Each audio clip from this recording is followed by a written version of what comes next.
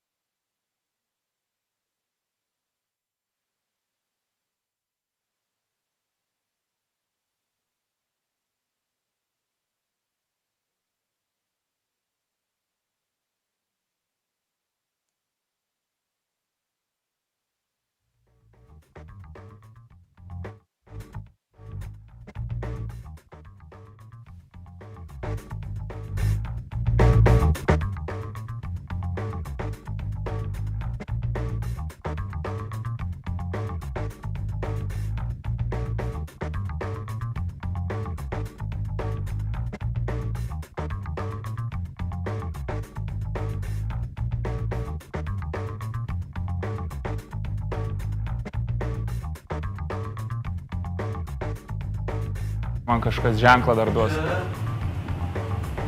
šitas laikas jau nevartysi? Nu.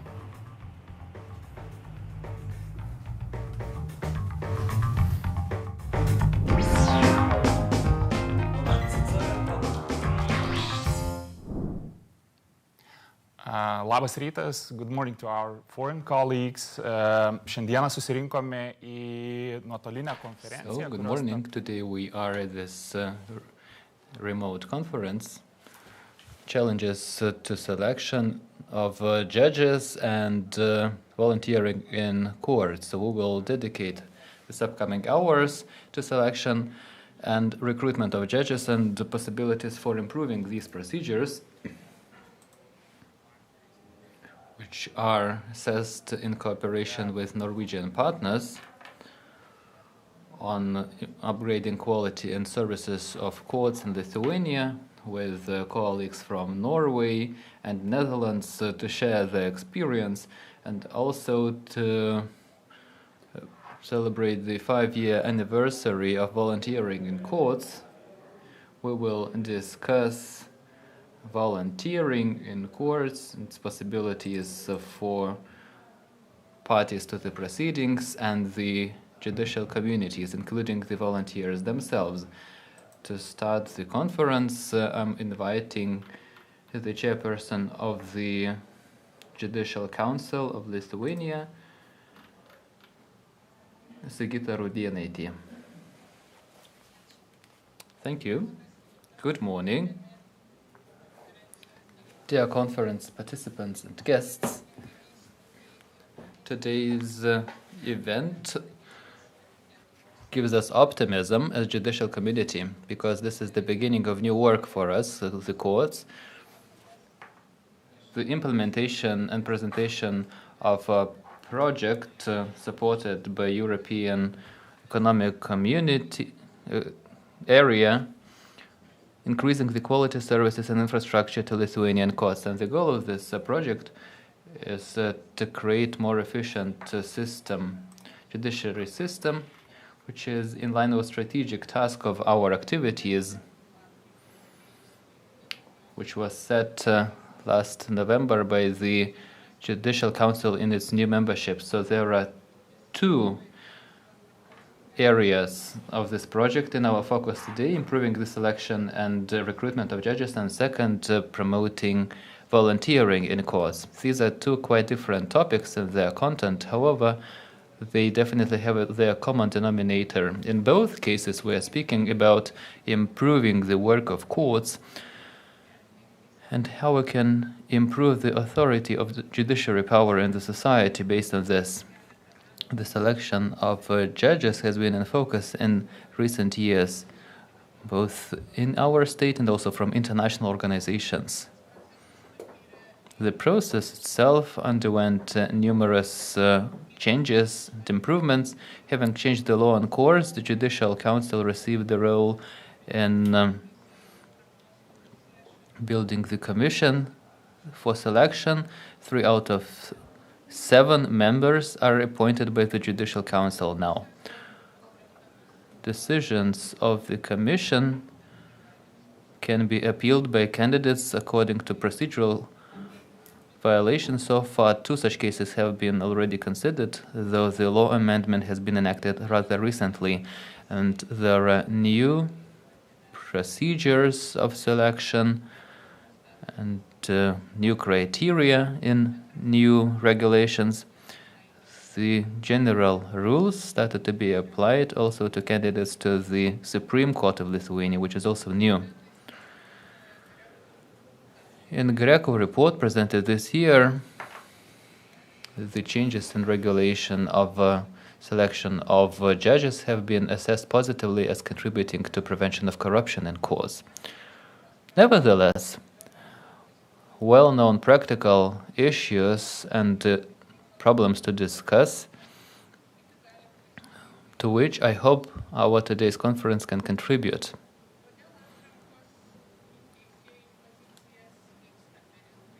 Why does it take too long to select judges, and sometimes it's not productive? Candidates are not found appropriate by the selection commission, and even if they found to be fit, later they are not appointed. Why lawyers are decreasingly interested in selection into positions of judges, even the highest positions? And if we set increasing criteria and requirements to candidates, maybe we are out of touch with reality, which is quite simple. We can only choose out of candidates that we have. So what should be a perfect balance of powers and the process in careers and process of selection of judges? We will really be interested in hearing good experiences of Netherlands and Norway today.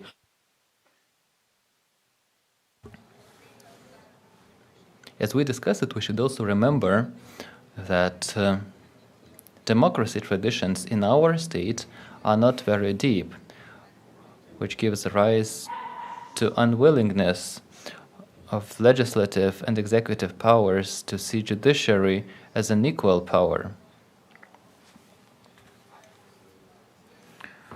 So are such situations when the President of a Republic chooses and submits to the Judicial Council someone else than whom Commission found the best without providing arguments and real reasons for such choice? Is it transparent and appropriate? And isn't this a sign that such situations that the final criteria are not transparent or objective despite the legal regulation, and it creates uncertainty?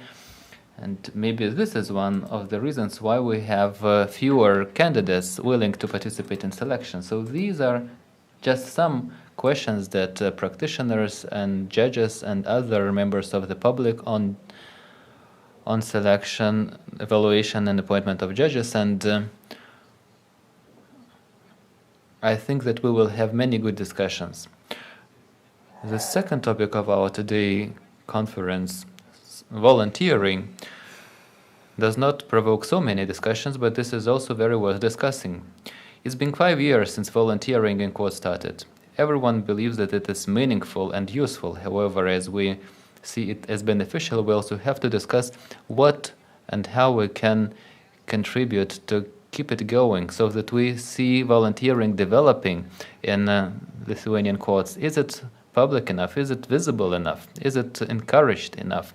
And what should people in courts know to achieve these goals?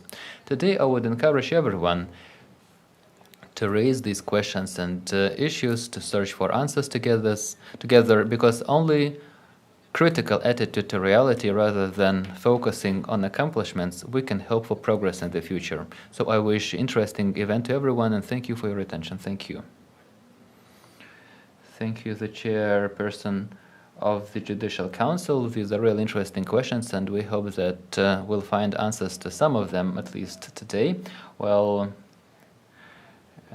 another person who will welcome you today, I will introduce him in English.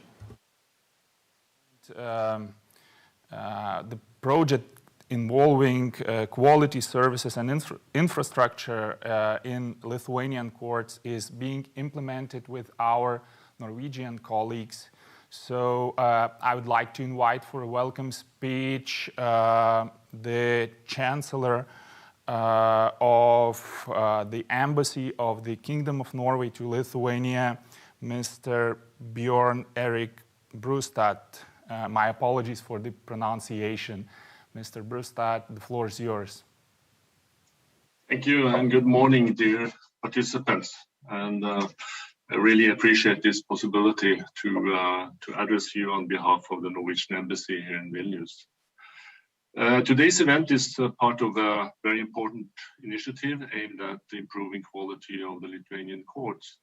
Among all the programs supported by Norway in Lithuania, the Justice program is certainly a flagship endeavor. Firstly, because it deals with the fundamental need of any healthy society, just and fair conflict resolution. Secondly, because it builds on the long-term partnership between the Norwegian and Lithuanian courts administrations, which we see as exemplary. And thirdly, because Lithuanians and Norwegians together created this program and the program to reflect the reality of the justice system, its interdependencies, the imperative of cohesion, cooperation, and continuity, and a human-centered approach. This is not an exhaustive list, of course, but these are some of the elements of why this program and this project are a highly valued element of the relationship between our two countries. Most people, when faced with the judiciary system, feel exceedingly vulnerable.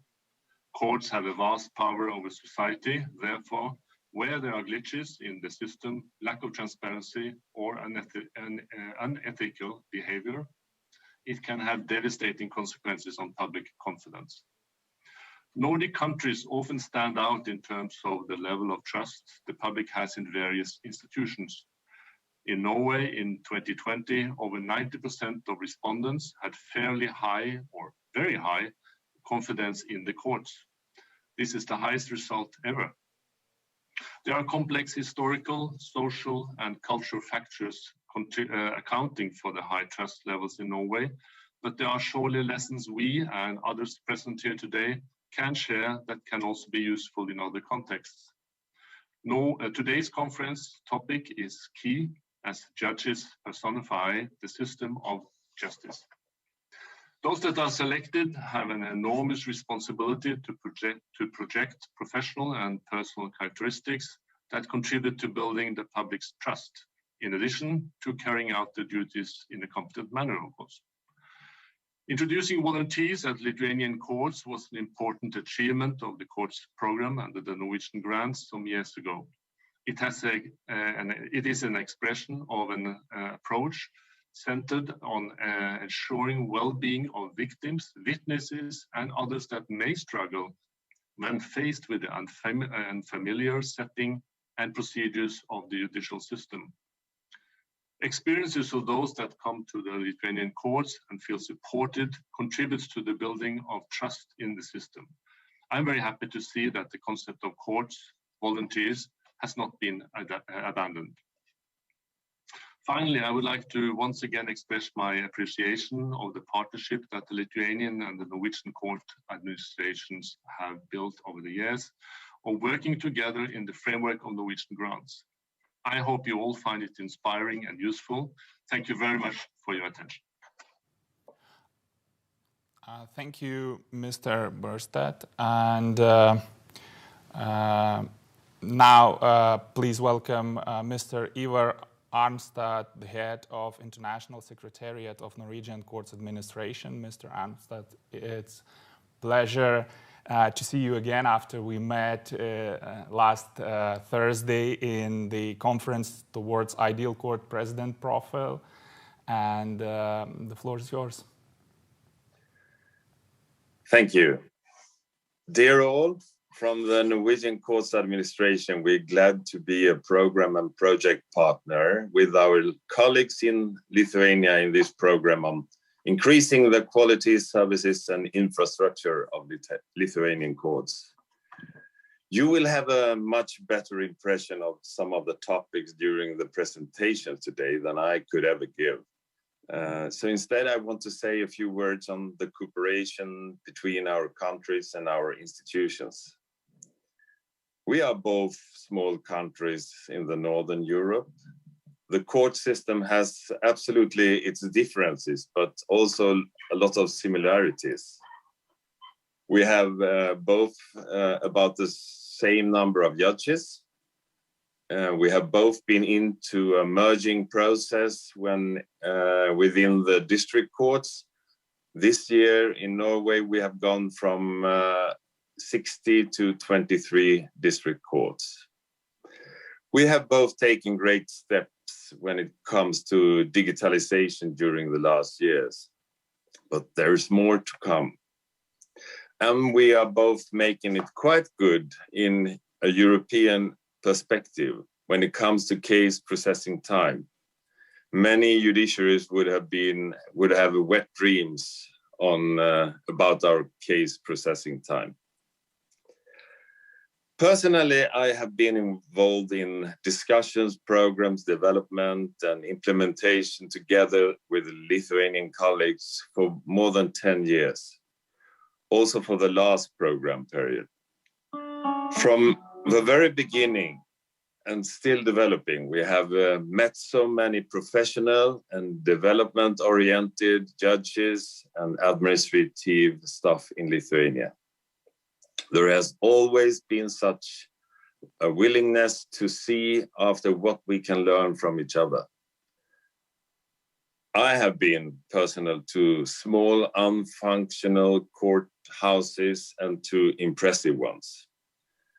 I've been to interesting seminars on witness support, digitalization, evaluation, court proceedings.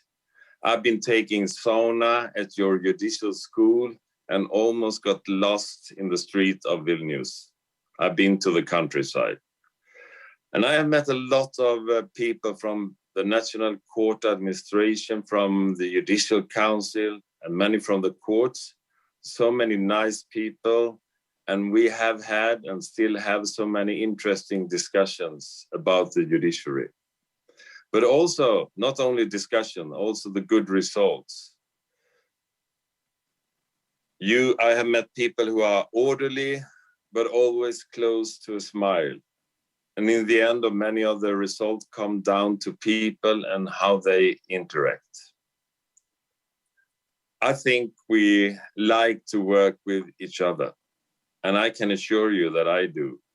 So I hope we can continue this cooperation and hopefully see each other face to face soon. So from all of us in the Norwegian Court Administration, good luck with the seminar and good luck with the projects. Thank you.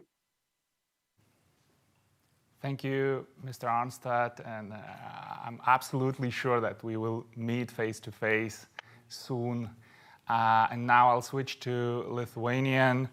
Ir po sveikinimo žodžių norėčiau pristatyti. And after the words of welcome, I would like to introduce the first speaker of today's conference, the project manager of the National Courts Administration, Mr. Petras Sakalauskas, who heads the project Increasing the Quality Services and Infrastructure in Lithuanian Courts. And Petras is going to present this project to us, and I would like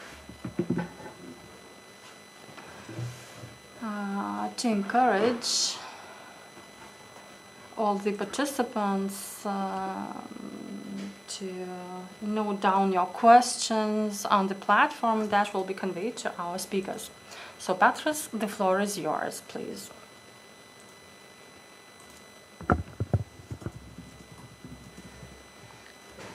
Thank you, esteemed moderator, for the introduction. So, is the clicker working? Yes, it is.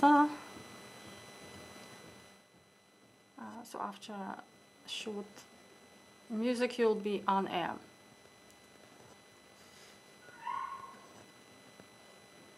Good morning, everybody. Thank you, esteemed moderator, for the introduction. I'm Petras Sakalauskas, the head of the project Increasing the Quality Services and Infrastructure in Lithuanian Courts. The project has started almost a year ago, but as far as we know, we had the global pandemic and many of the project activities couldn't gain momentum, but I believe that quite soon we will gain where we are lagging behind.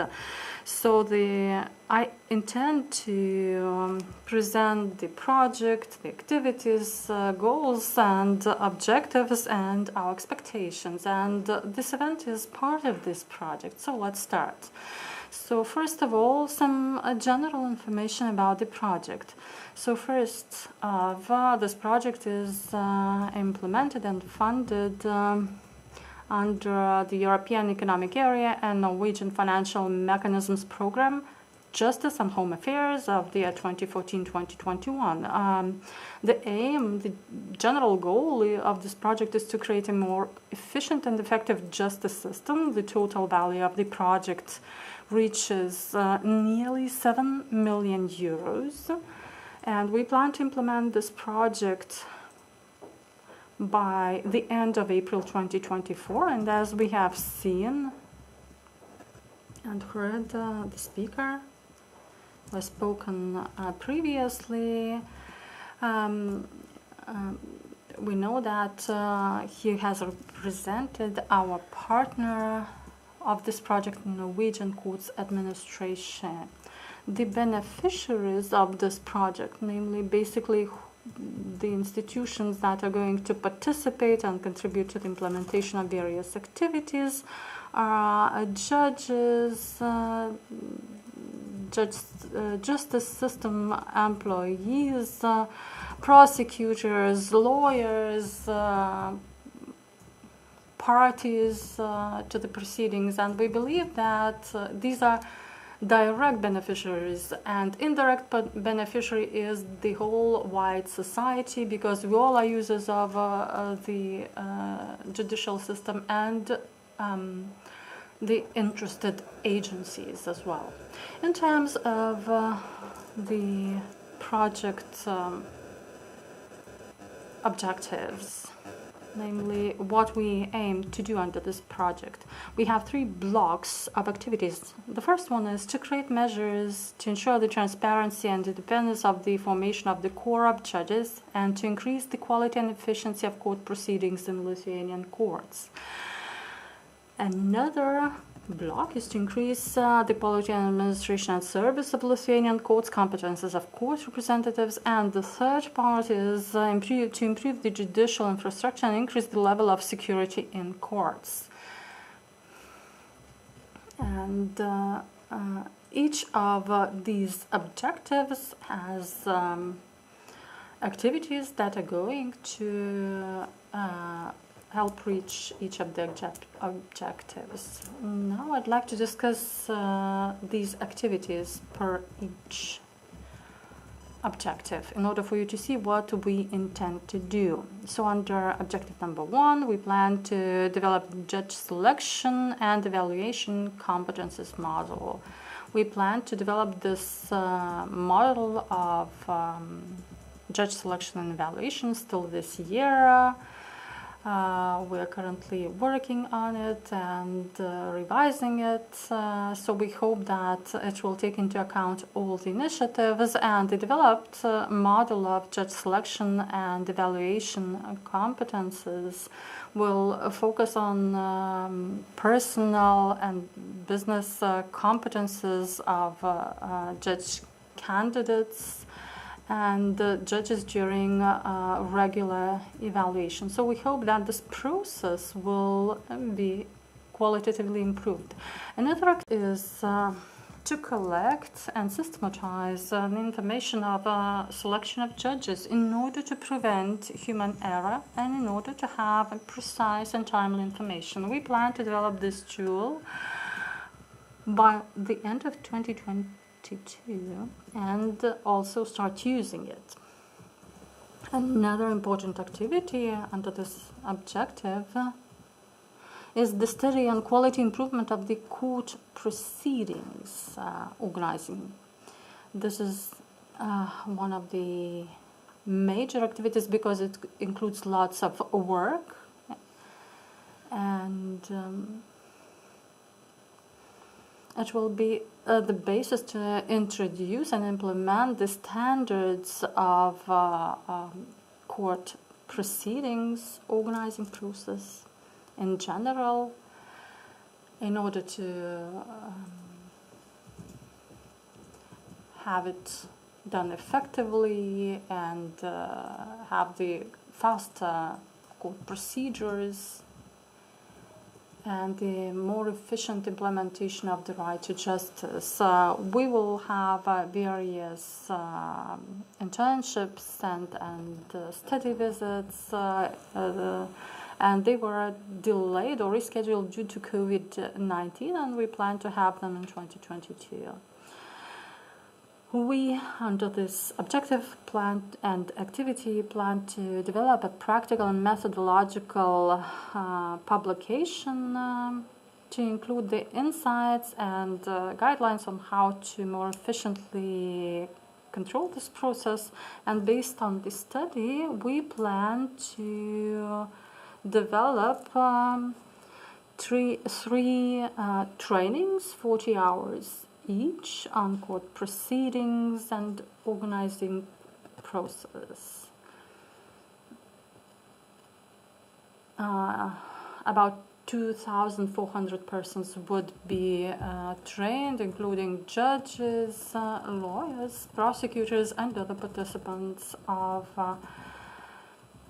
the justice system and proceedings, and we plan to start the trainings in 2023 and continue those trainings till the end of the project. And during the study, we are going to analyze 200 cases of different types and different instances in order to find out where the proceedings lack efficiency and to develop recommendations on improving those proceedings. And after developing the study and the practical guidelines, we plan to organize an international conference on the improvement of legal proceedings, which likely may take place in 2023. Another objective is related to the competences of court representatives. We're talking about the heads of courts, of the top and mid-level, in order to evaluate, which is important now, what competences are lacking, and in order to improve their ability to manage human and other resources. We're going to take into account the best practice from foreign countries on this activity, and we will develop a study on strengthening the competences of court chairmen for effective resource management,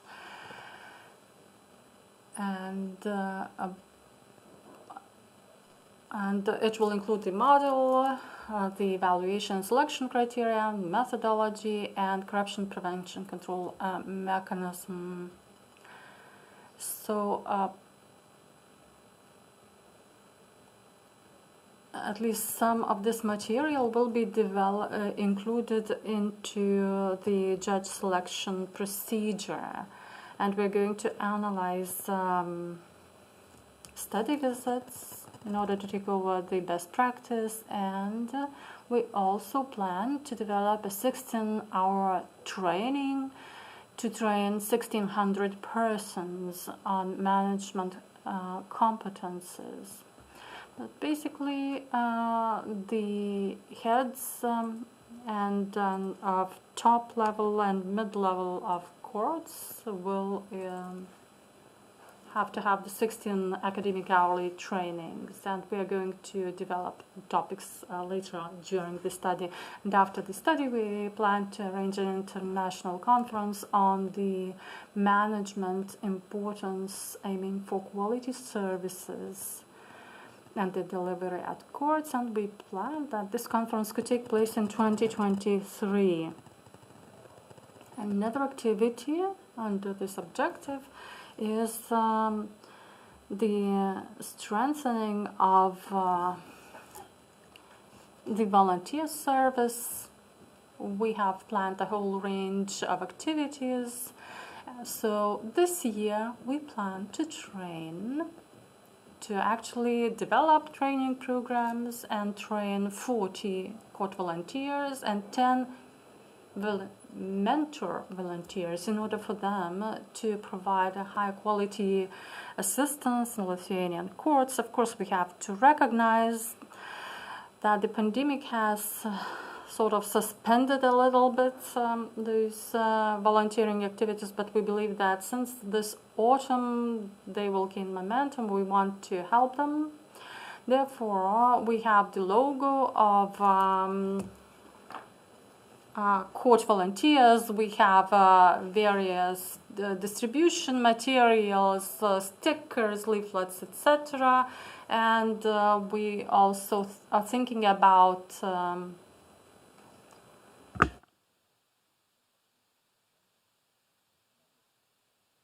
tablets, and in order to provide information support to them. And these activities will take place till the end of the project, and we believe that there will be a court volunteer coordinator who could coordinate these activities. And throughout the project we are going to actually work on promoting volunteering, use various measures for it, and we're going to start implementing them next year. And nearly half the project amount is dedicated to improvement or upgrading of 3 public spaces at 3 courts, namely Vilnius District Court, Kaunas District Court, Kaunas Chamber, and Klaipėda County Court. And we have already evaluated these 3 public spaces. We are ready to procure design works, so these activities will be implemented and hopefully finalized by the end of 2024. And nearly in all the courts we intend and plan to improve security level, namely access control, surveillance systems and petitions, and this will touch upon all the courts. We are collecting the needs now, and we believe that in about a year we'll be able to start improving the security level throughout the courts through the project measure implementation. Of course, there are other activities which are less noticeable but no less important. And namely, the project promotion is taking place. It couldn't really gain momentum due to the pandemic, but it's done through various activities, and this event is one of them.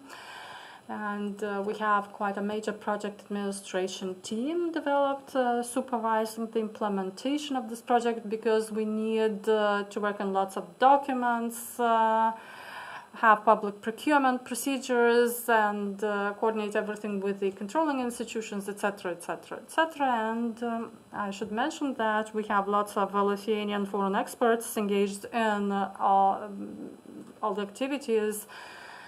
Basically, 2 foreign experts and 2 experts from National Court Administration are taking part in basically every activity, and those project partners are found thanks to the Norwegian Court Administration.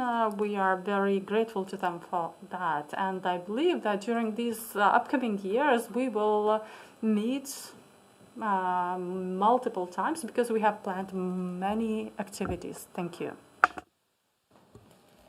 Thank you to the speaker. These are real ambitious goals to the entire judiciary system,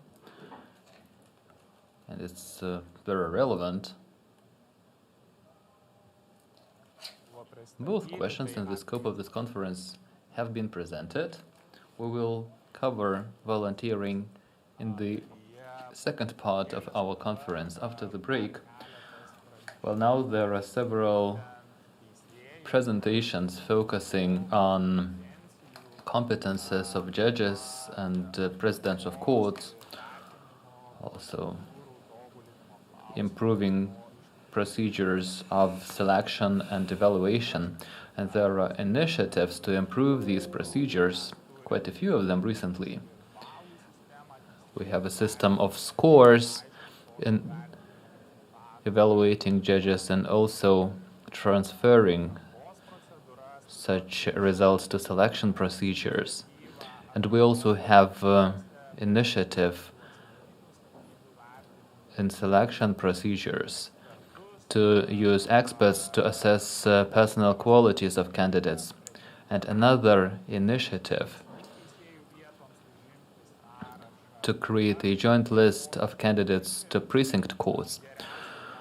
So will these changes enable the best results possible to select the best skilled candidates and to avoid selection mistakes? This will be the focus of the presentation. Competences of the judge. Are we looking for a human or a superhero? By director of the NGO Human Studies Center, highly experienced in organizing training, consultancy, management leadership, human resources management, emotional intelligence, Dr. Edita Dereškevičiūtė.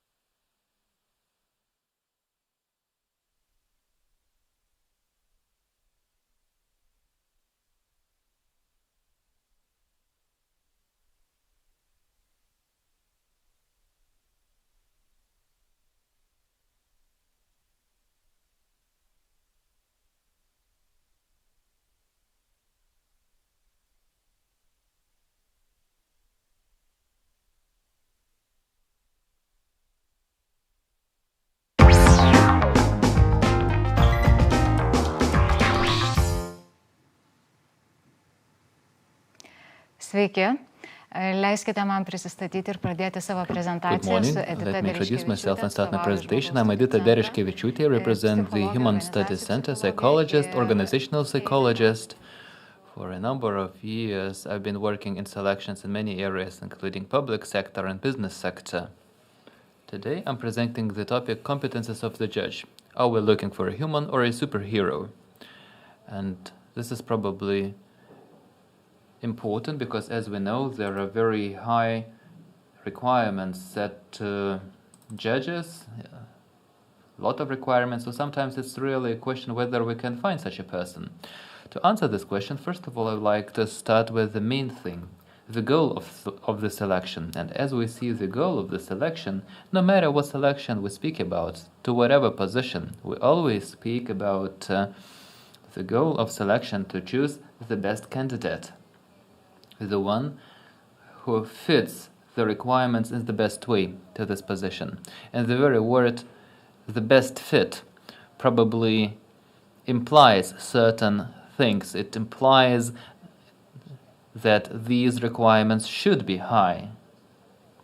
So how can we make them narrow enough? How we should be smart about them, and how not to have too many requirements. So what are the criteria usually set to selections? As a rule, for selection, we have the requirements such as education, also seniority or certain work experience in this position or similar positions. Also, in some positions, command of languages is required, also professional competences such as understanding the area and ability to apply this knowledge in their activities.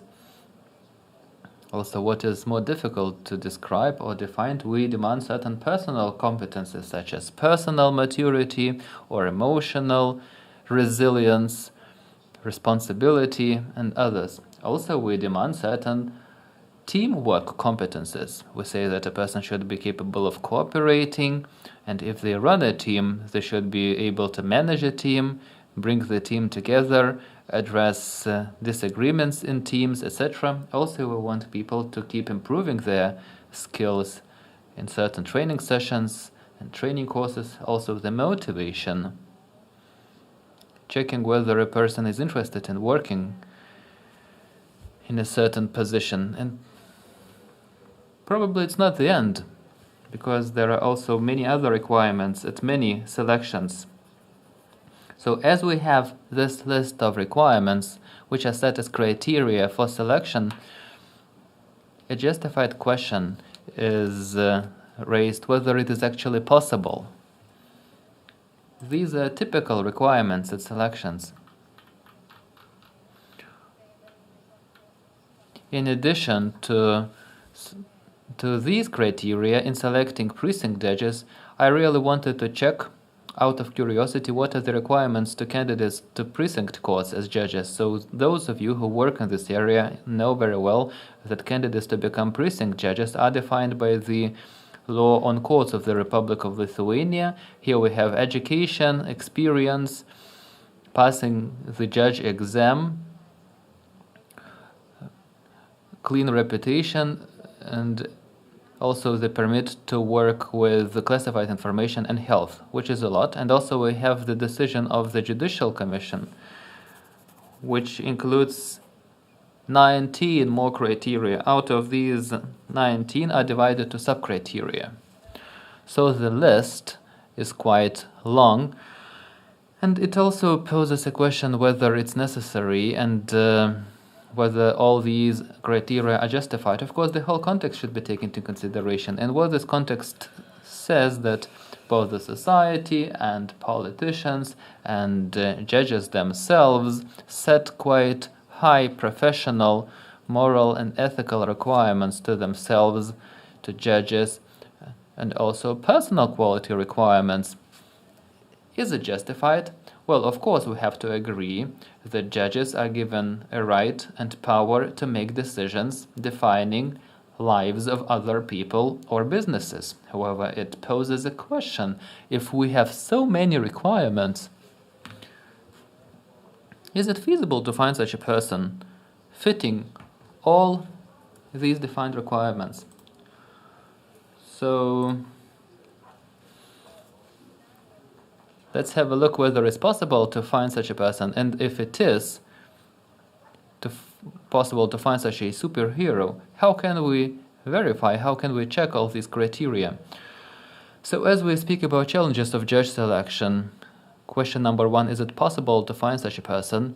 And not only, there are other challenges. Is it possible to evaluate all these criteria? And you will see immediately that some criteria are easy to verify,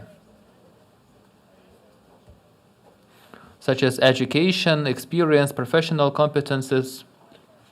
It's possible to measure in years, it's possible to measure in diplomas, certificates, etc.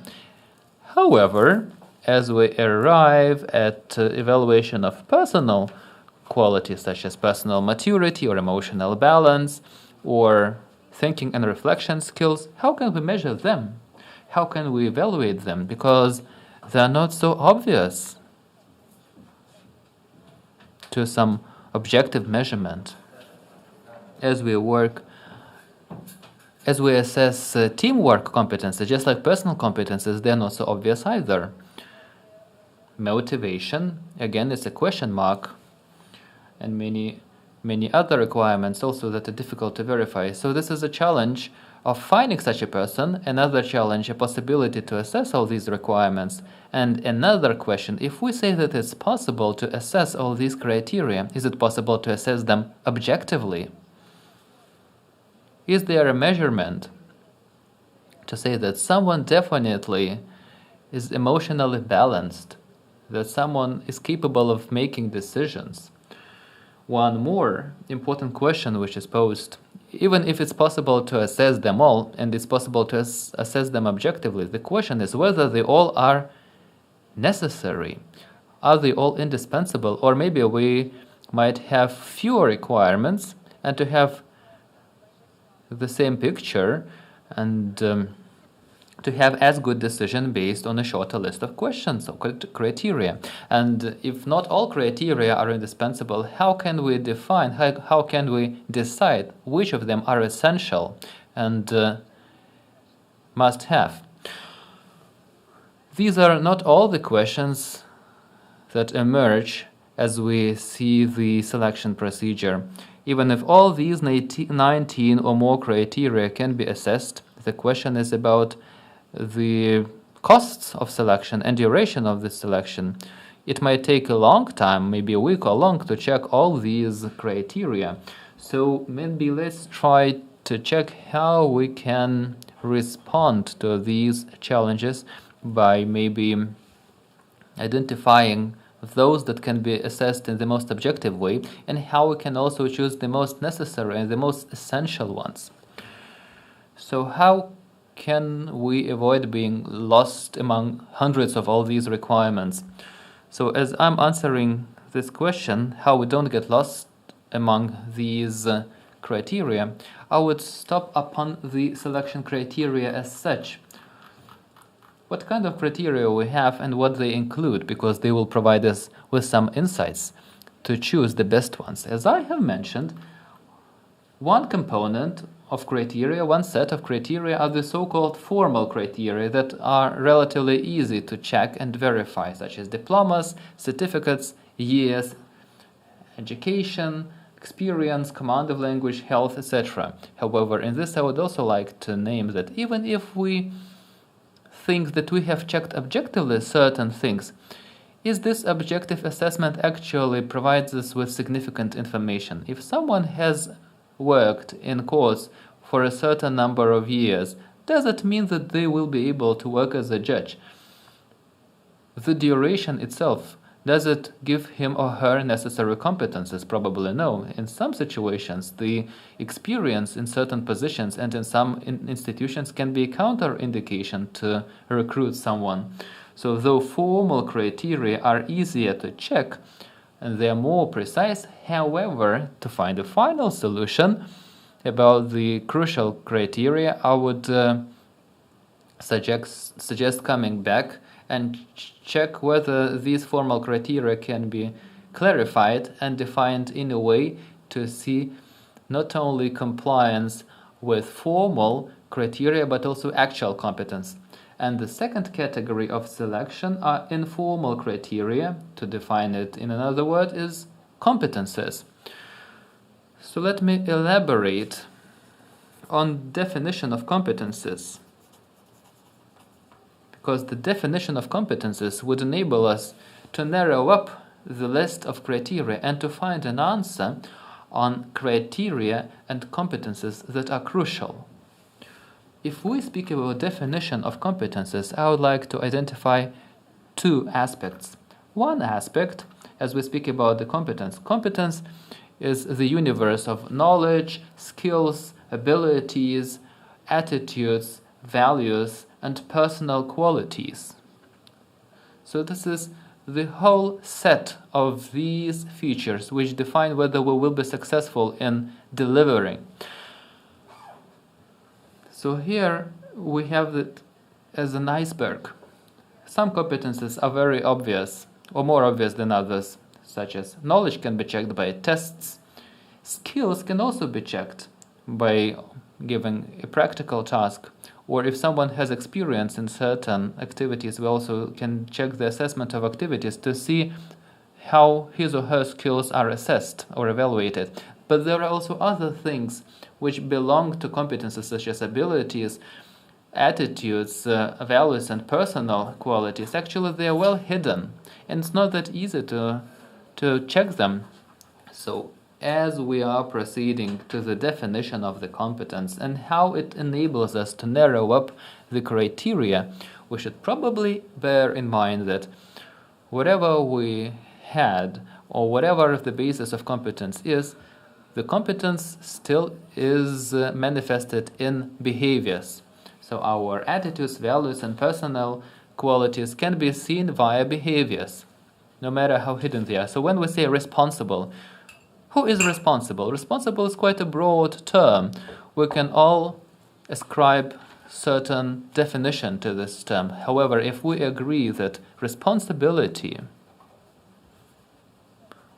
is about people delivering on what they promise, as we can see it in behavior, it's easier to check.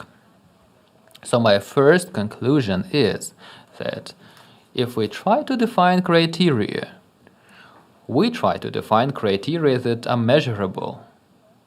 So let's try to seek for what we can find and what we can assess more objectively.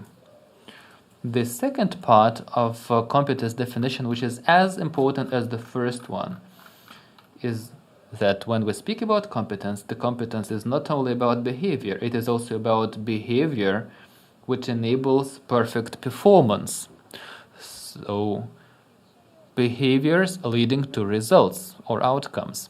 So when we say that, well, judges' work is quite complicated, so can we define some result, expected result from judges' work? And can we see a direct link between competences and result?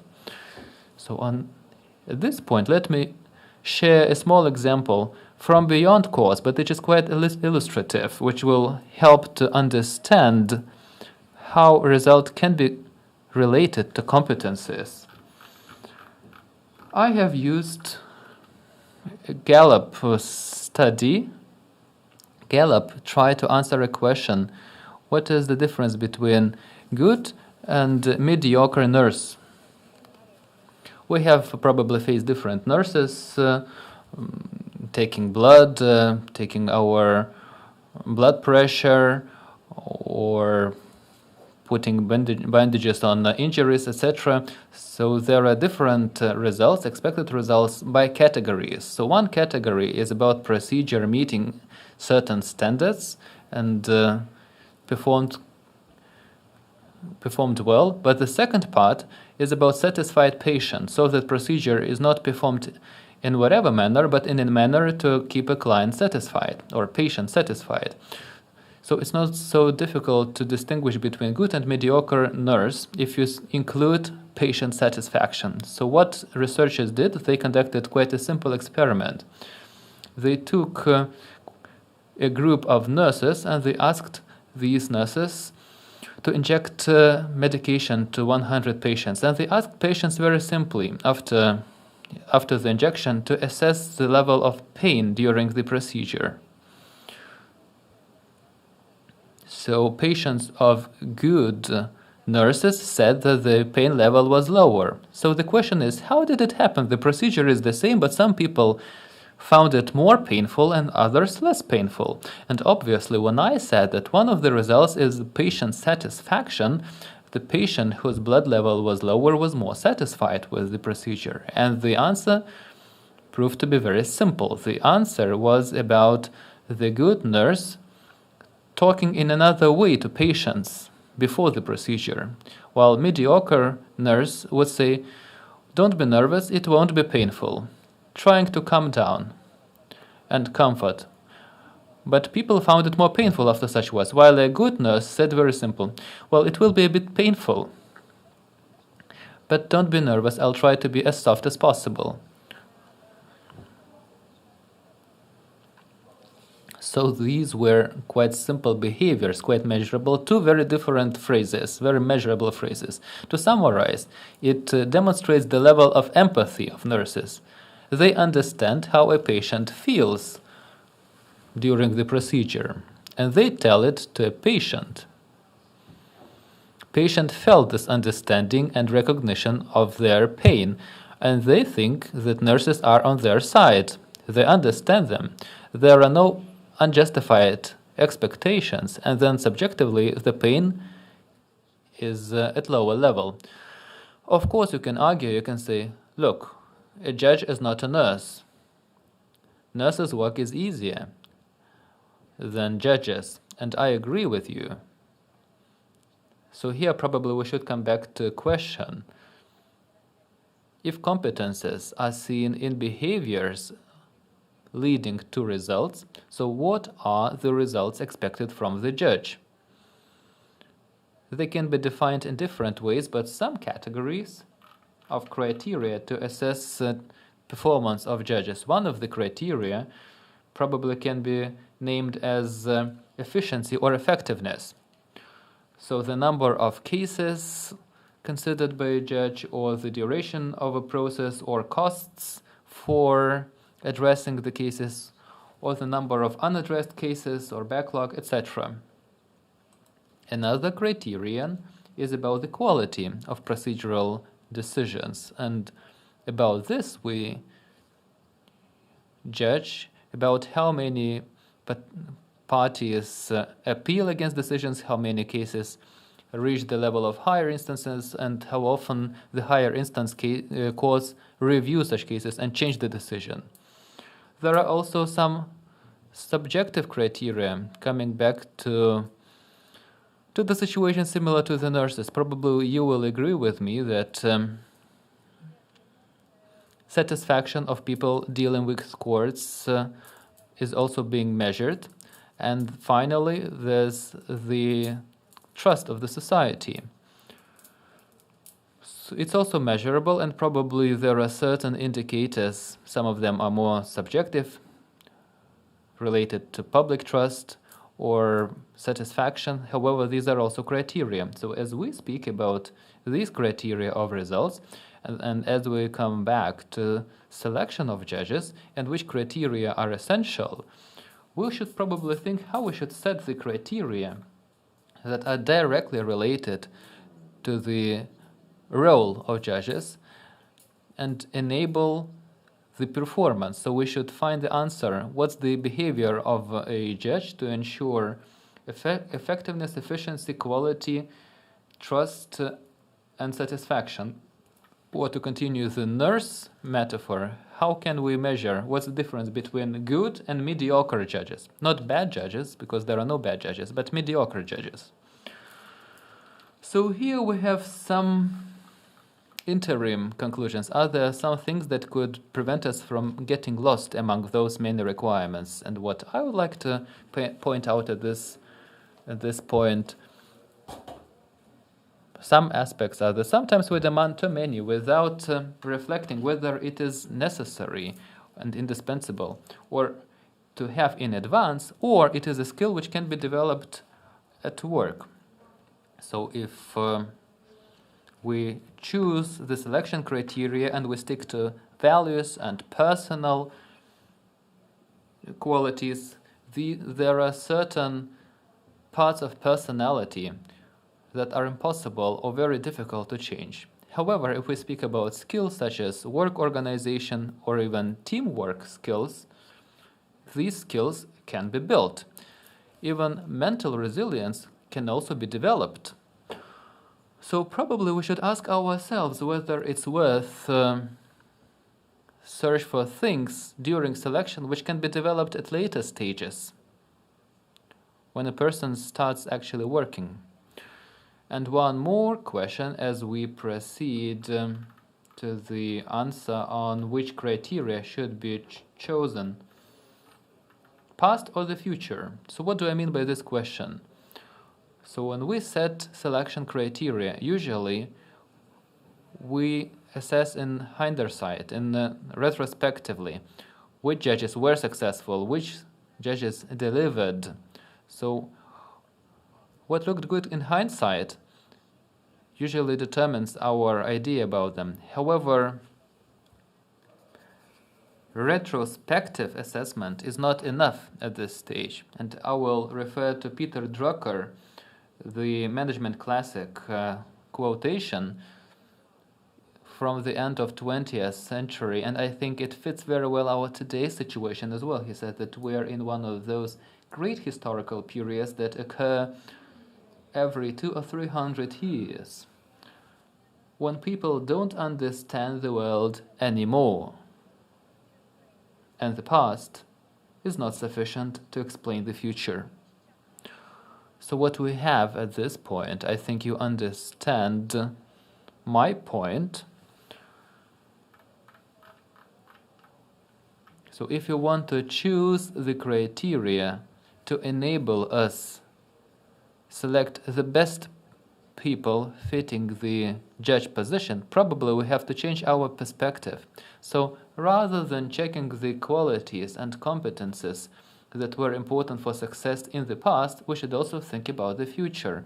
And it's not easy to justify, to find justification. If we looked at courts, at changed courts during last 10 years, there are so many changes during the recent decade. Working in these projects, what I have seen during this period, I saw the service standard arriving at courts, also how remote work possibilities changed, not only because of pandemic, but also to ensure safety of witnesses and victims.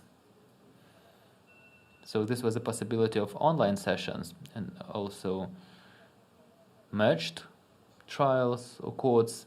So courts undergo many changes, and they will undergo many changes in the future. I don't have to explain it, because we have heard it from the head of the administration, and how many changes are about to arrive at courts. What else we can expect? With this dynamic in our society, in our economy, politics, and in social affairs, probably there are many unexpected changes that will affect the work of courts. So if we are facing this situation that change is our permanent reality, one of the questions is probably whether in the contemporary dynamic world, is it possible and is it reasonable to define a static set of requirements to candidates? This is a rhetoric question, but the answer probably is obvious. So my third and last conclusion that I will slightly expand on. So the last thing is that we need to find a competence to show that someone is ready to live in environment defined by change. And this competence is found and named. It sounds quite weird in Lithuanian. In English, it's learning agility. So this is the competence which has been existing in organizations for at least a decade, and I have seen the value of this quality in organizations. And it differentiates between high potential and mediocre workers today. So what is learning agility? It's quite a simple thing. It's about willingness and ability to learn from experiences and to adopt, to apply this learning in new situations, so first-time situations, and probably we'll have more and more of such new or first-time situations. So there are 4 aspects of learning agility. The mental agility. This is about openness to new information, ability to take a new perspective of problems and issues, ability to process large amounts of information, analyze information, and to make informed decisions, even when information is not full. Also, an ability to communicate difficult things in simple language. It's about this. Do judges need mental agility? I think yes. People agility is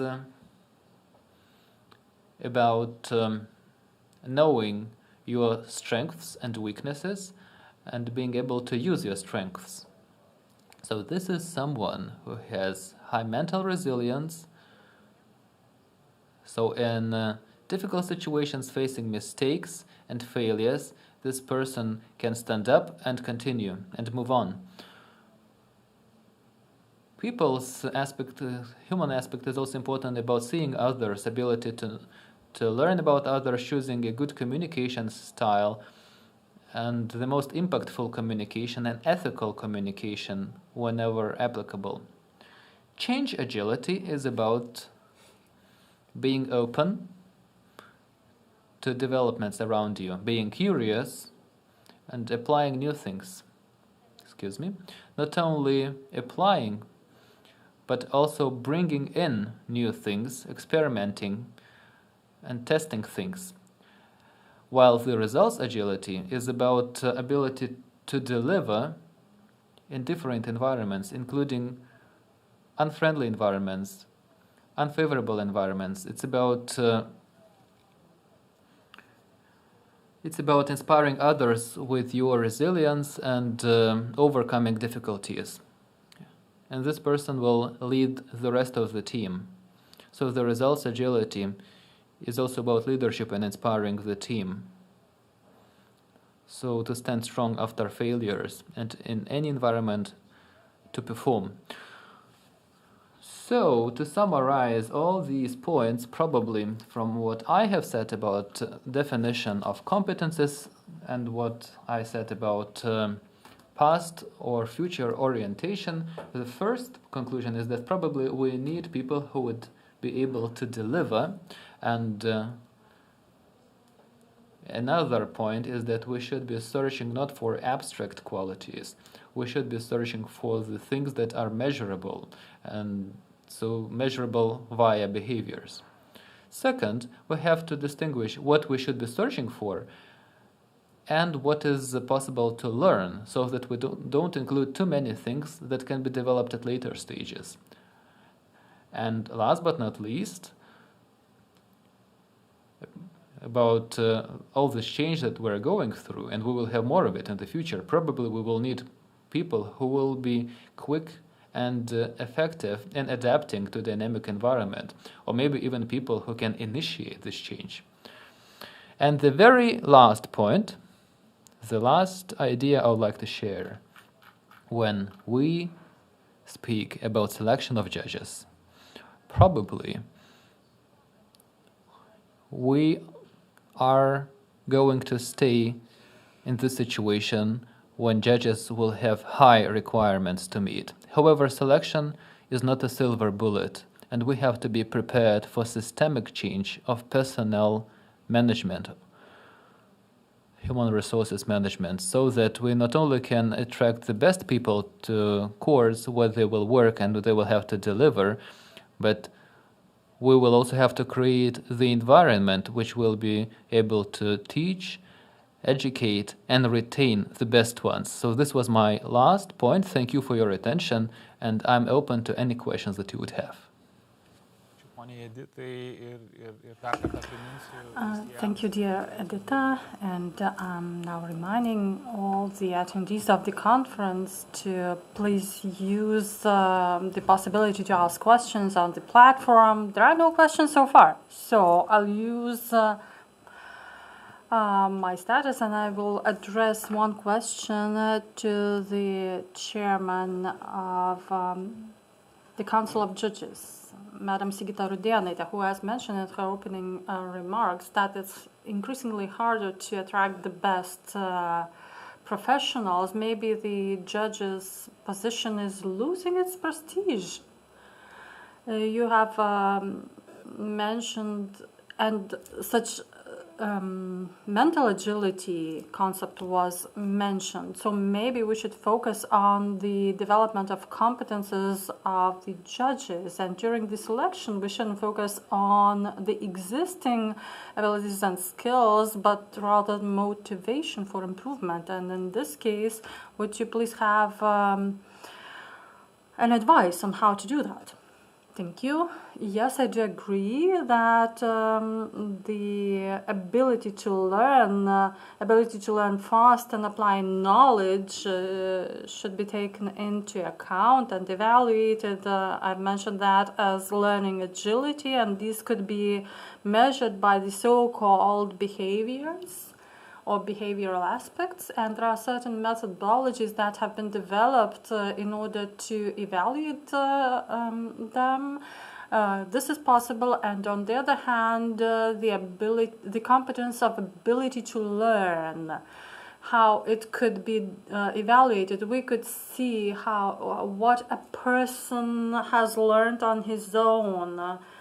Maybe with the help of certain organizations, and actually this can be taken into account, including the methodologies that evaluate these qualities.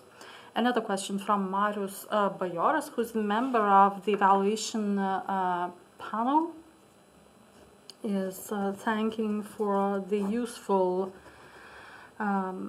speech, and he's asking whether the same question should be addressed to all the candidates during the selection. Yes, if we are talking about the transparency of the selection methodology and that it should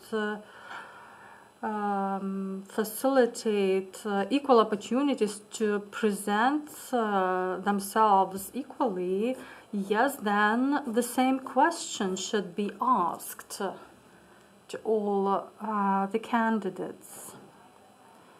And actually, many things could be determined by the answers of the candidates. Another point I'd like to pay attention to is that we are asking the same questions and in the same sequence. But it does, and we address them to all the candidates, but it doesn't preclude asking additional or specifying questions. But in general, that should the methodology should have the same questions in the same sequence, consistent sequence.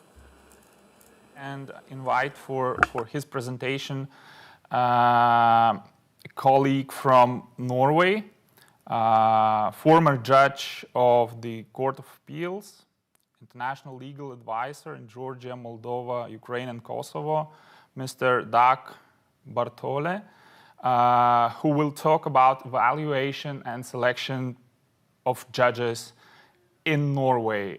Mr. Bartole, the floor is yours. Hope you can hear me. Thank you for allowing me to describe what the world looks like from Norway and from my hometown of Trondheim. And as mentioned, I will speak about evaluation and appointment of judges in Norway. You will see, hopefully on the screen, a picture of my hometown. I kind of like pictures, and I hope that you will enjoy watching my world a bit closer to the North Pole than you are. Starting out, making this presentation, I was expecting that there would be a great difference in the way of thinking in Lithuania and in Norway. But having listened to the former speaker, and I probably pronounced this quite terribly, Mrs. Dereškevičiūtė, I find that certainly her way of thinking is very similar to how we have been thinking in Norway. And I think you will recognize in what I'm presenting some of the thoughts from her.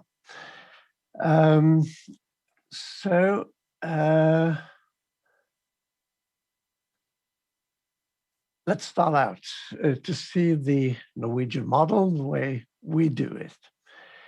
And let me say at the outset that Norway does not follow the Council of Europe recommendations.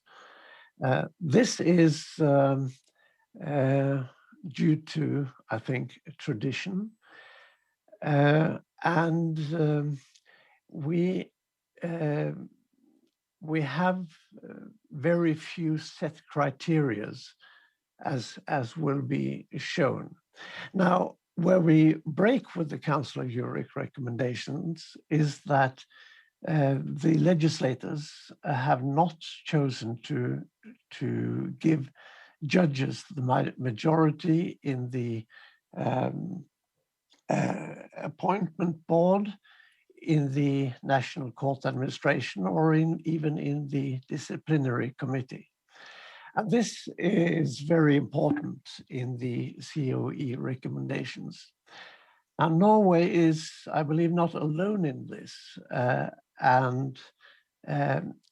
In fact, the Norwegian or maybe even Western tradition has been accepted by the Venice Commission in countries with what they call long democratic traditions.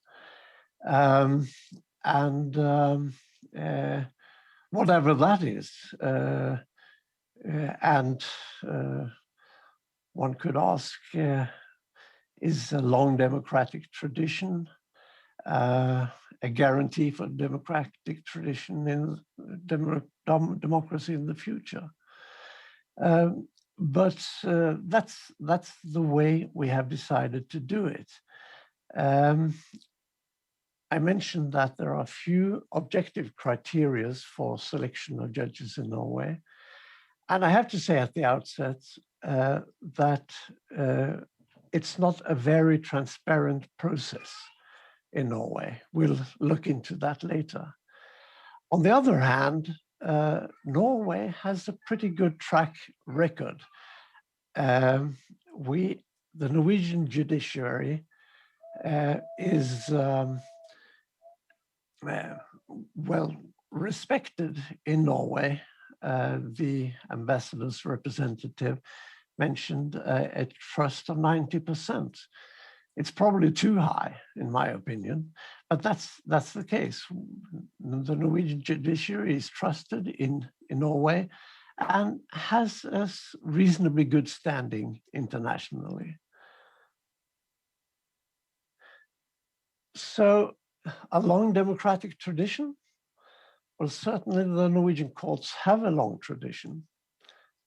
My court, Brustad, is more than 1,000 years old. And the court seal, which is seen here on the screen, is more than 800 years old. So we certainly have a long tradition, and we are not experiences the changes that my colleague earlier spoke about in the Lithuanian courts, not to the same extent anyway. And I think it's fair to say that other government bodies in Norway have a tradition of respecting the independence of the courts. But formally, the government has too much power. Having said that, it works reasonably well. So the formal power to evaluate and appoint judges lies with the king and state, that is the government. But the real power lies what is called the appointment board, which the appointment board is really a nomination board. But in practice, they decide. And the judges do not form a majority of the appointment board, and the members are all appointed by the government, which certainly gives the government a formal power to appoint judges that I find unsatisfactory personally. But I know of no example of abuse of this power. In practice, the Norwegian Judges Association have influence on the choice of judges for the board. And I'd like to mention here that the court president, when a new judge is elected, the court president of the relevant court takes part in the proceeding, but he does not have a vote. There is a discussion in Norway now of whether the court president should have more or less say in the proceeding. But the fact, and it's based on the fact that about 90% of the appointment of judges in Norway is in accordance with the view of the relevant court president. It could be that this, or it has been suggested that in reality the court president has too much power.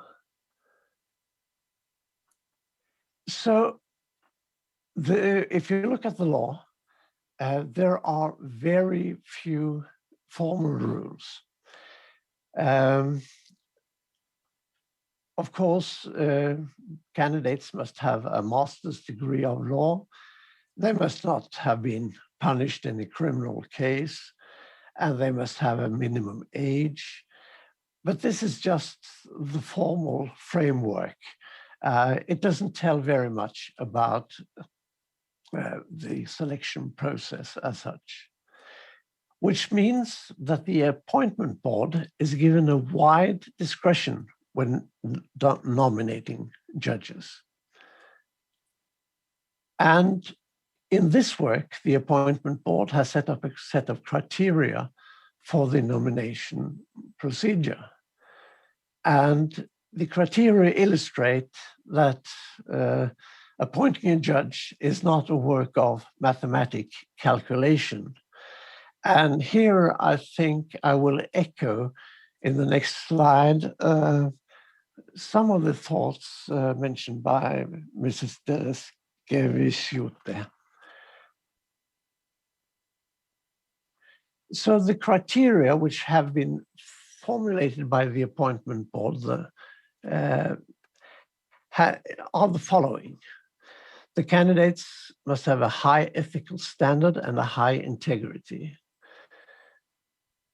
and ability to handle all types of cases and conduct mediation. All types of cases is important because as a judge in Norway, I could have a tax case on Monday, a criminal case on Tuesday, and a business case on Thursday. So we cover the whole field of court work, each judge. Then ability to preside in court and to formulate legal decisions, a general legal competence.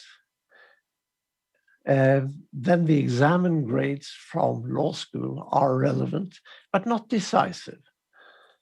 And then we come to what we call in Norwegian, actually, I guess it's Latin, a good judicium, which is central in the Norwegian legal way of thinking, and which is an ability to handle sources of law in the individual case in a wise manner. You can experience in legal activity that through impeccable logic, you get the strangest results, and that is not a good judicium. And then an ability to handle cases in a manner that shows respect to the parties and to the individual case. A humility and respect for the role of the judge.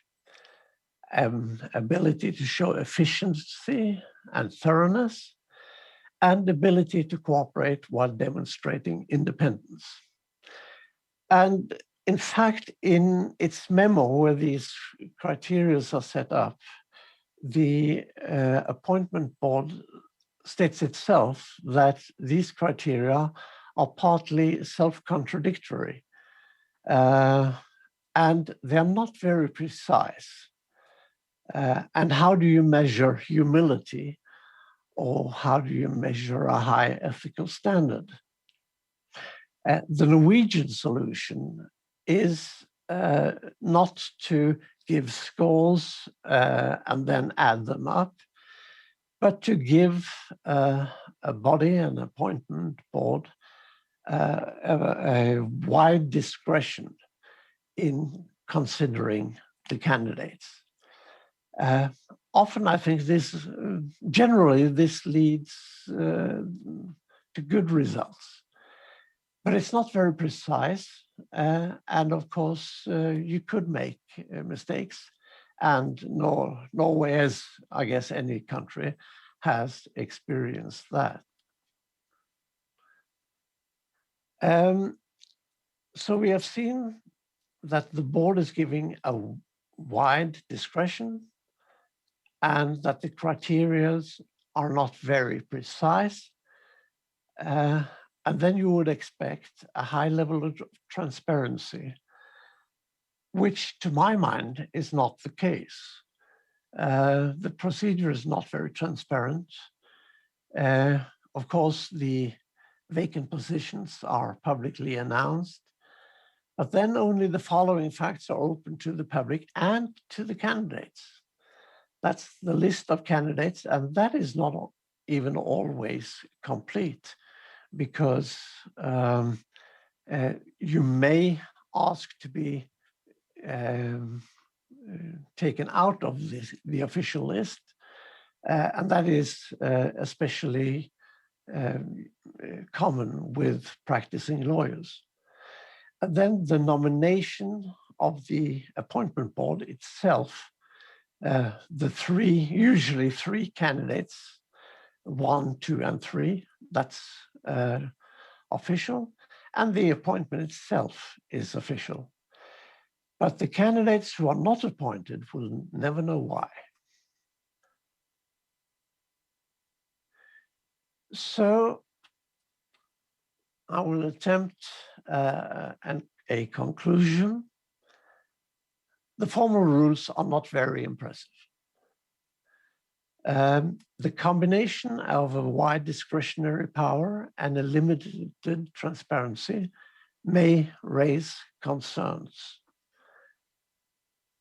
Candidates in Norway have an average age of 47 years when being appointed, and generally have a long career in the judiciary as judges, lawyers, and/or prosecutors. So I think this is an important factor when Norwegian judges are appointed, that the candidates generally have a long experience within the judiciary And they have left a trail with good and bad impressions that will follow them into the appointment process. And at the end of the day, the Norwegian judiciary is well respected in Norway and internationally, which of course is nice for a simple boy from a city of Haugesund in Norway who has had the privilege of serving as a judge in Norway for 20 years. Thank you very much, all of you.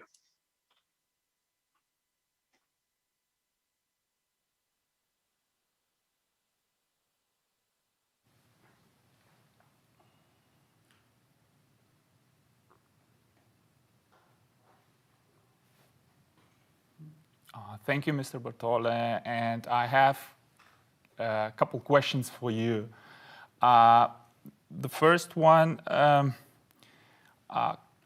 you mentioned about appointment board and that they are nominating 3 candidates usually.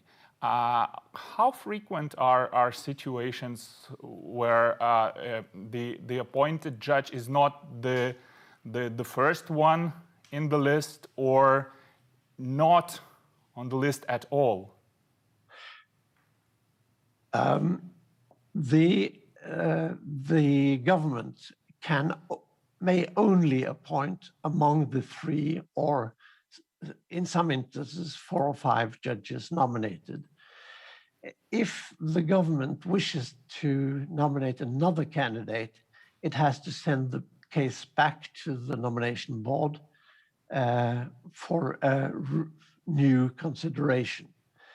And if the government does that, the nomination board can simply say that, no, we stand by our first nomination. As to the other question, I think that during the last 10 or 20 years, it has never occurred that number 1 on the nomination list has not been selected. Around 20 years ago, there were some cases where women were appointed, even if they were only nominated as number 2 or 3. And the reason for this was a wish to increase the number of female judges in Norway. This is an issue which is no longer relevant because today a majority of applicants to judges' positions are women. And probably in the not too distant future, women will have a majority of judges in Norway. I hope that answers the question. Thank you. Thank you. And one more question. We have different systems in Lithuania and in Norway regarding evaluation and selection of court leaders. In Lithuania, we have a maximum of 2 consecutive 5-year terms for the same office and the same evaluation procedure for judges and court presidents. What do you think about advantages and disadvantages of such legal regulation? In Norway, court presidents are appointed for life, that is, until they retire at the latest at 70. There has been a discussion in Norway to limit, and I should add that the procedure of appointing court presidents and judges are generally the same, with the one maybe important difference that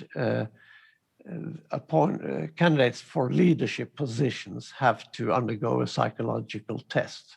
That's the only major difference in the process. There has been discussion in Norway about introducing a time limit for court presidents, but there is no serious will, I think, political will to do so. Obviously, it's the benefit of being appointed for life, I guess, is that it gives the court president the security. And the benefit of having a limited period is that, well, you can get rid of the not so successful appointments. And of course, court presidents burn out. And I'd like to mention finally that it's not uncommon for presidents to step down after a 5 or 10 year period, something like that, and go back to being an ordinary judge. It's, from what they tell me, being a court president is tough work in Norway. Thank you. And one more question we have on the platform from the participants. So, is one of the criteria in the appointment or procedure or evaluation procedure the length of practice, of work practice, working as a judge? The formal criteria? It's not. It's never a formal criteria. And in Norway, about 50% of the judges appointed have experience or come from a position as a judge. But even in the Supreme Court, it is not a formal criteria to have served as a judge before applying. And there was one instance some 20, 30 years ago where the new president of the Supreme Court came directly from the university, and he had never served as a judge before. So, thank you very much once again, Mr. Bartole.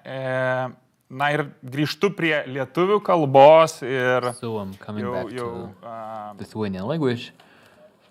And I would like to present another presenter, the head of the Legal Regulation and Representation Division of the National Courts Administration, Justinas Bagdžius, who will cover the actors participating in selection of judges. The heads of courts, other judges, selection commission, the Judicial Court, etc.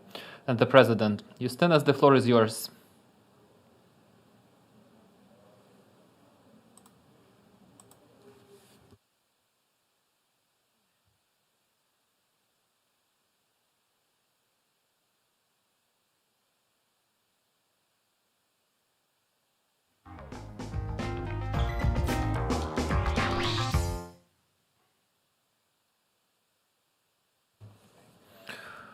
Good morning, dear participants.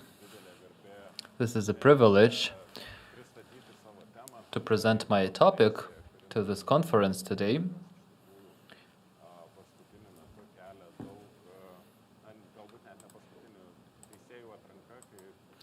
The selection of judges as the process in Lithuania has always been a topic in Lithuania, not only recently.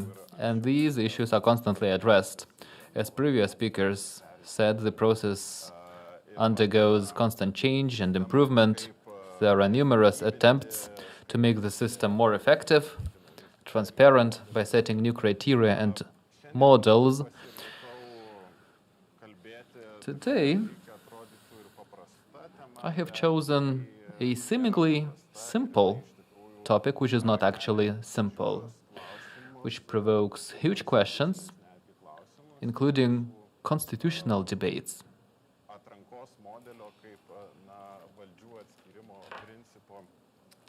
On the model of selection through the lens of implementation of constitutional principle of separation of powers.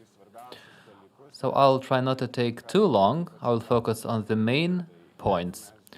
From the very beginning, I would say that if we only looked at the Constitution, there we would only see several actors. determining decisions on appointing or dismissing judges. Primarily the president, who appoints and dismisses all judges.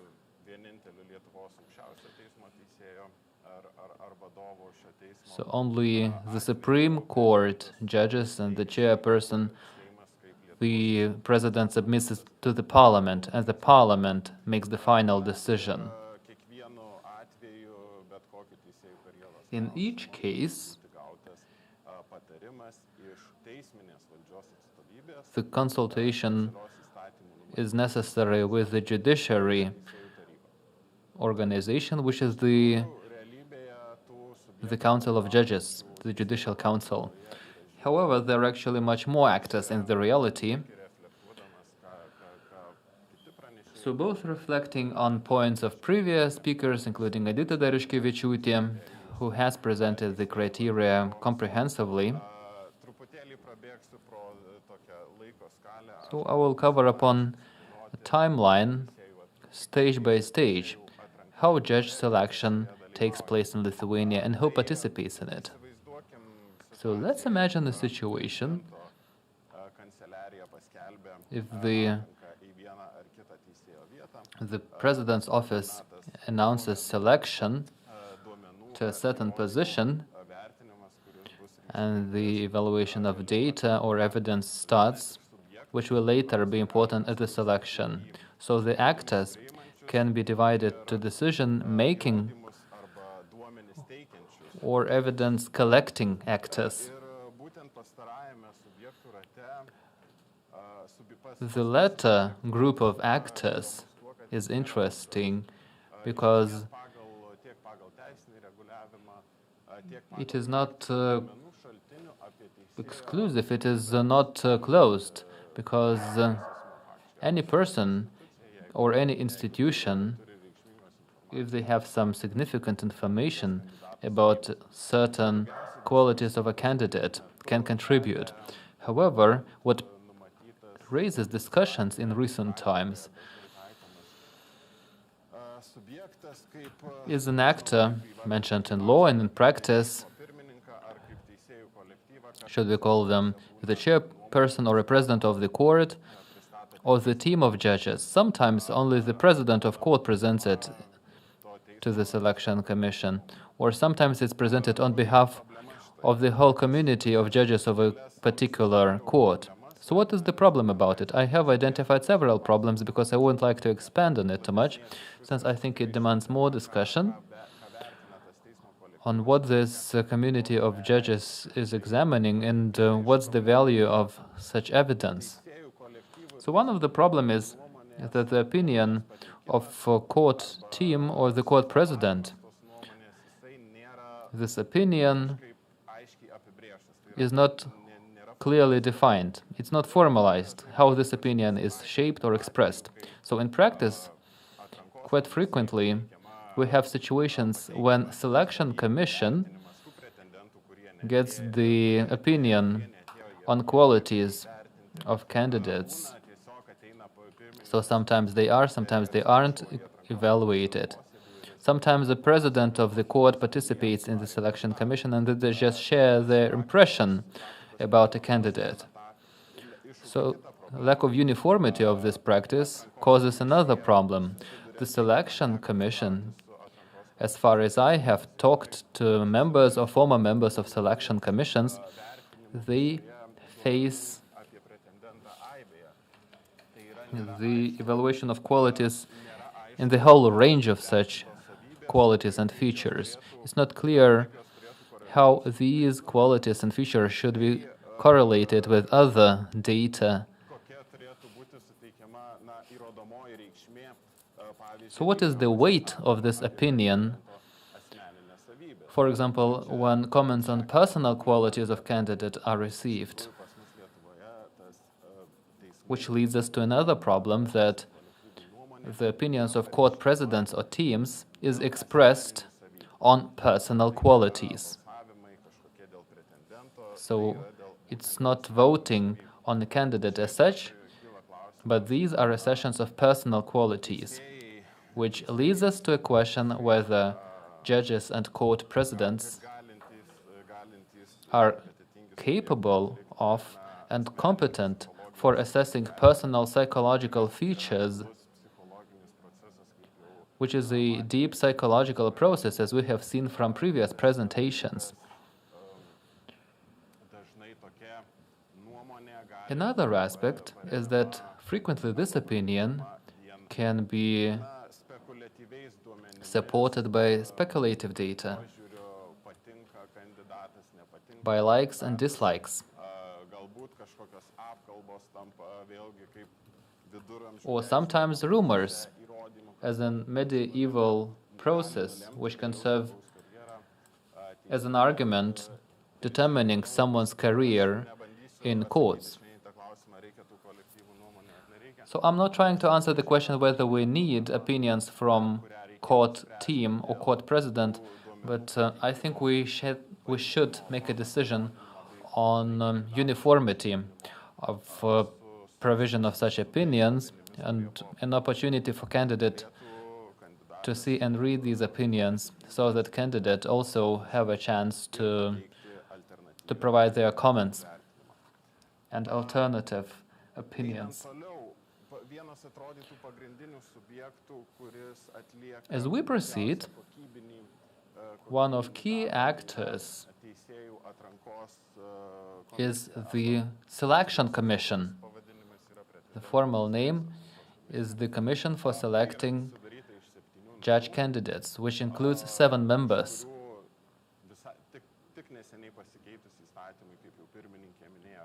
As the chairperson has mentioned in her welcome speech, the procedure has changed. 3 candidates are appointed by the Judicial Council, and the President appoints the remaining 4. And it used to be a body fully dependent on the President, dependent in a way that it was composed by the President. And the procedure of this commission is also established by the President. There are not so many problems about the Selection Commission. As I said, they gather these materials, systemize it, and evaluate all candidacies, and later vote whether someone is suitable or not suitable for a position. So maybe these problems will be more evident later, related to the stability or other features of conclusions of the Commission, and also about the differences between commissions in Lithuania and Norway, as the previous speaker has presented the procedures of ranking candidates, and the mandatory nature of this ranking for decision makers. So the question is where we place this commission. Is it a decision-making body or data-providing body? Since the commission comes up with a conclusion after its analysis to the President of the Republic of Lithuania, and this conclusion is publicized. Afterwards, the President approaches the Judicial Council for a recommendation on candidacies for vacant positions. So if the Council provides their recommendation or reference, the President shall appoint. If there is no reference, the President can't appoint this candidacy. However, coming back to 1999, where the Constitutional Court passed, in my opinion, one of the crucial decisions on independence of courts and judges, where the judiciary system was separated from the executive, eliminating the Minister of Justice from the selection of judges, as an actor not provided by the Constitution. An actor not enshrined in the Constitution shall not have any influence on selecting judges or making any mandatory decisions to other actors enshrined in the Constitution. So what actually happened after this decision of the Constitutional Court, actually many changes occurred. The National Administration of Courts was established to service the judiciary system. However, the primary actor representing the executive, who was the Minister of Justice, was replaced by another representative of the executive, who is the President of Lithuania. So what my key point is, and what the main problem is, that our selection process is not depoliticized. The fact that the selection of judges should be depoliticized is established by a number of international standards, recommendations and guidelines, including European Commission and the Venice Commission. And the Venice Commission distinguishes very interestingly between the mature democracy and new democracy. While all democracies, such as Norway, as we have heard, have firm traditions of democratic values and separation of powers,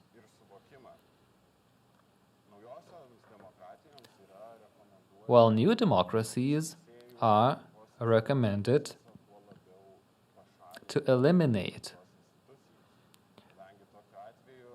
governmental institutions from appointing and selecting judges, since appointing judges becomes a part of political agreements in such framework.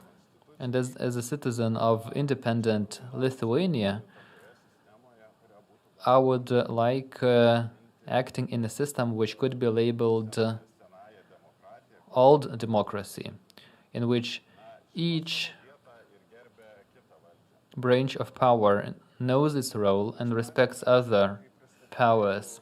So in the beginning, as I was presenting the selection, I mentioned quite an innocent thing, seemingly, such as announcement of selection. Presumably, it's okay. The law establishes that the selection is announced usually 6 months before the position becomes vacant. However, interestingly, this selection is announced by the President's office. So there's another actor stepping in. This is a service organization standing behind the President, which has unlimited powers in announcing or not announcing selections. And the judiciary has no say in it. And as we speak about the relation of the Judiciary Council with the President,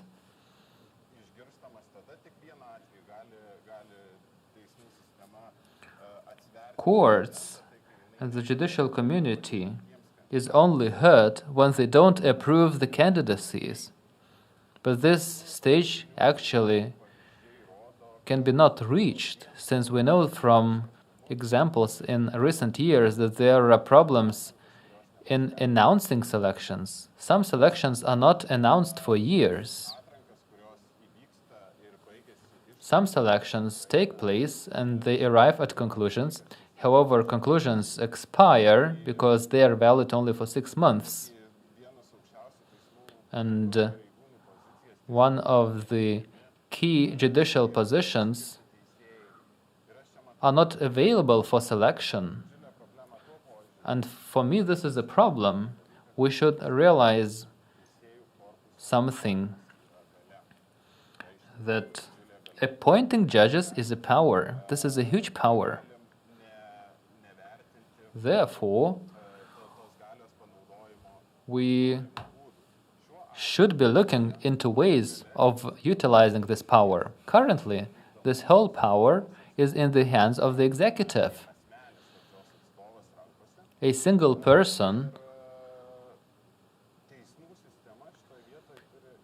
and the judiciary system has few tools to counterbalance the president in cases when selections are not carried out or if candidates are not appointed. So the most illustrative and the saddest case is what is happening to the position of the chairperson of the Supreme Court, since we're coming to the second year as we live without the chairperson of the Supreme Court. And I see no prospects for us to have this position filled in, and the European Commission is interested in this situation.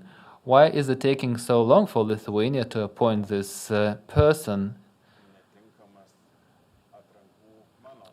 And in my subjective opinion, the answer is inappropriate procedure of selection and appointing.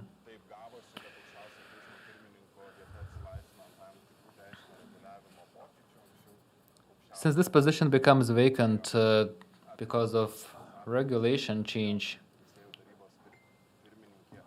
we did not need such elections previously.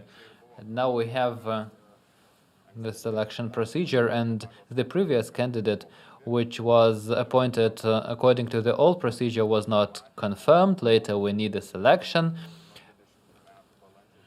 And this selection did not happen between 20th and April until 5th of July, when by constitution this selection announcement was possible. Then one of the judges of the Supreme Court quitted, and by constitution we know that the chairperson can only be appointed when all positions are occupied.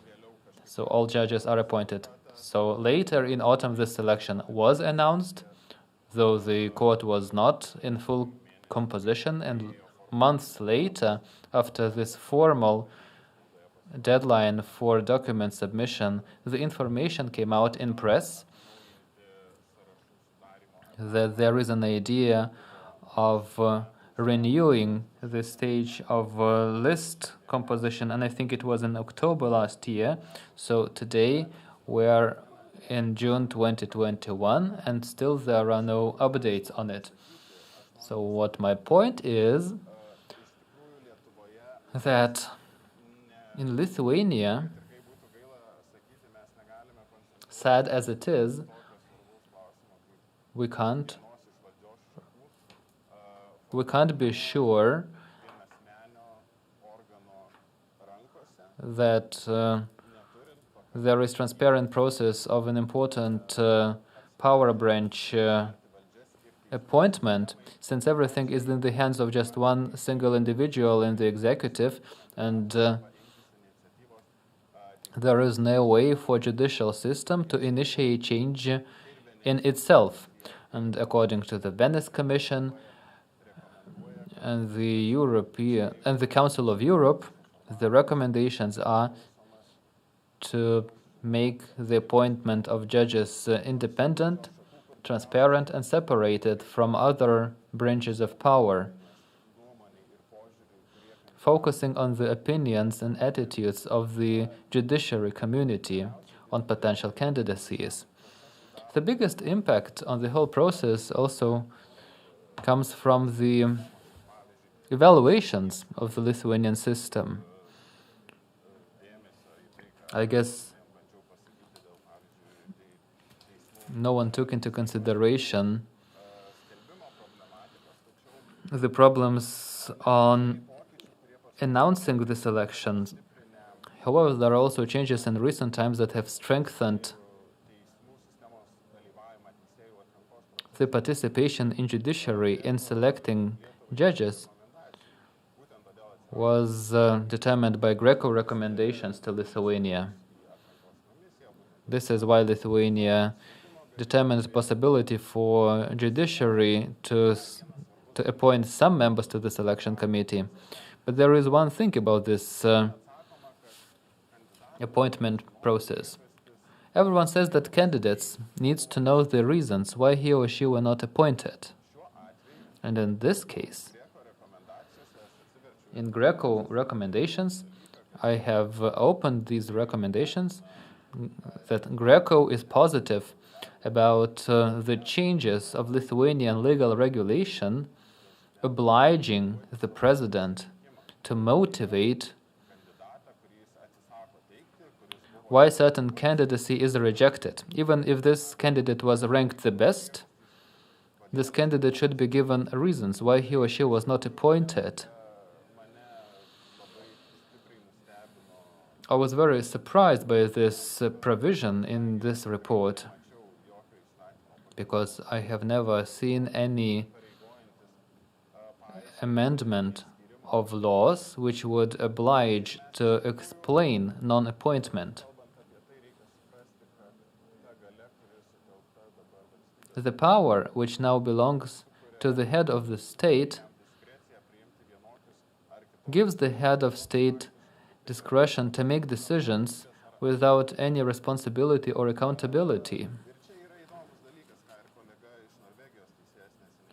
And as the colleague judge from Norway said, answering a question, are candidates selected out of those that were not ranked as the best by selection body? And we see an example of strong democracy in which you can't just make a single person decision whom to appoint to certain positions.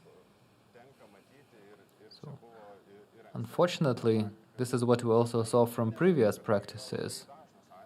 I don't mean that this is very common, but it also happens that conclusion of the selection commission, which is supposed to be the main source of information, becomes secondary, because candidates are selected regardless of whether they were found suitable or not by the commission. And the most usual reason, if the Judicial Council is asked why, was that the discretion of president is not limited.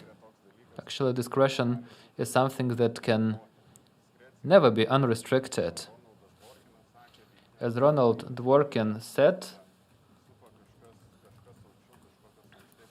discretion is always surrounded by some higher ideas or legal principles.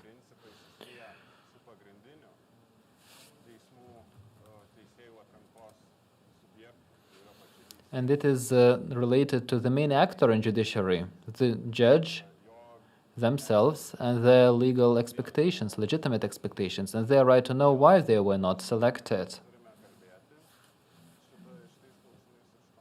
So I think we should speak about these issues. We should be searching for solutions. We can't deter candidates by redundant requirements or unjustified decisions, because it's not easy to recruit good candidates. We shouldn't demotivate good professionals, and we shouldn't turn the judge selection into a tool to manipulate with the number of judge positions, since we know that one unappointed judge is a burden for the rest. So thank you for your attention, and this is the end of my presentation. Thank you, Justinas. To follow up on this idea on opportunities of choice for the president, the example from Norway was mentioned, and we also have the December 2020 decision of the European Court on Human Rights, Astrason versus Iceland, in which the Minister of Justice was addressing this issue. Who of the judges should be selected? And the minister added more candidacies to the list. And as later the European Court on Human Rights stated, her key violation was that the legal acts obliged her to explain the reasons. So she had the right to adjust the list. But her duty was to motivate, to explain the reasons, something that she didn't do. Because of that, this case was won against the state. So we have this formal prohibition and a duty to explain the reasons. And also there is discretion. So I would like to ask about your opinion. What do you think? What is the better way?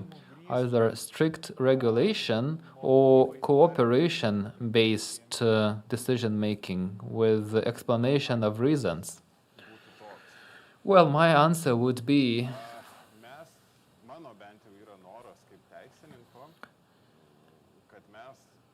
as a lawyer, I would like us to appreciate the value of trust as legally considerable value. It might sound abstract, but if we speak about trust as a part of relations between two actors, to take a certain risk and to leave freedom to act, this is an answer to the question whether we need or not stringent regulation. Since if we trusted each other, we wouldn't need law and legal regulation, since it restricts trust by prioritizing formal criteria.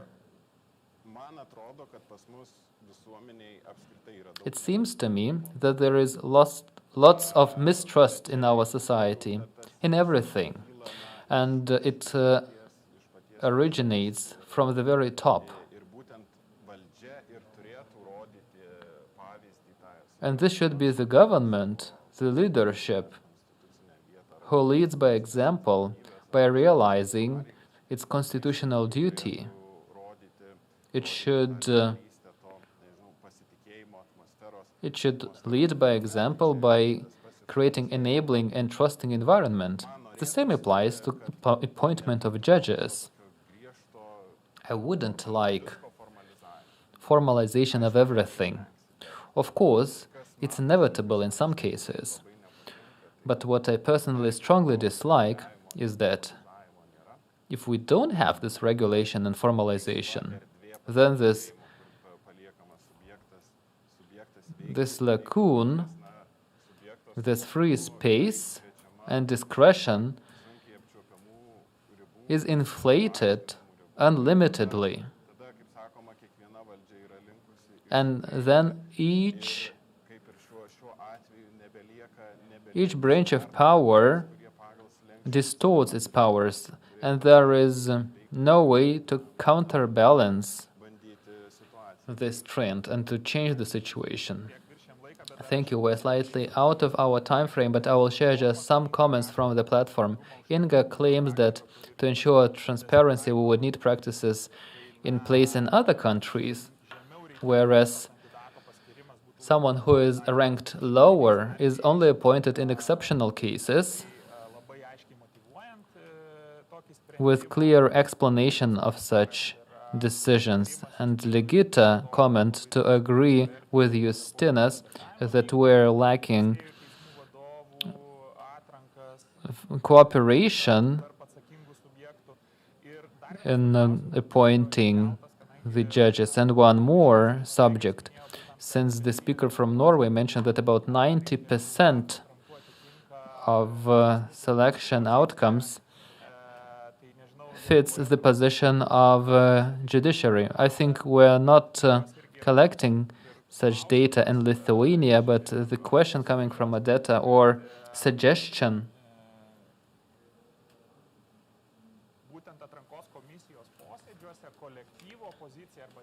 during the selection commission, the chairperson speaks first, and it creates certain a priori opinion or prejudice. So probably a procedure could be adjusted. And first, we should listen to heads of the court after interviewing candidates. I will stop here. Thank you, Justinas. And now I'll switch to English again and invite for his presentation Mr. Willem Brewer, former Supreme Court judge in Pristina, Kosovo, and vice president of EU Rule of Law Mission in Kosovo, as well as a former judge of Hertogenbosch Regional Court in the Netherlands, who will present the selection of judges procedure in the Netherlands. First of all, congrats for the victory of your football team yesterday, and the floor is yours.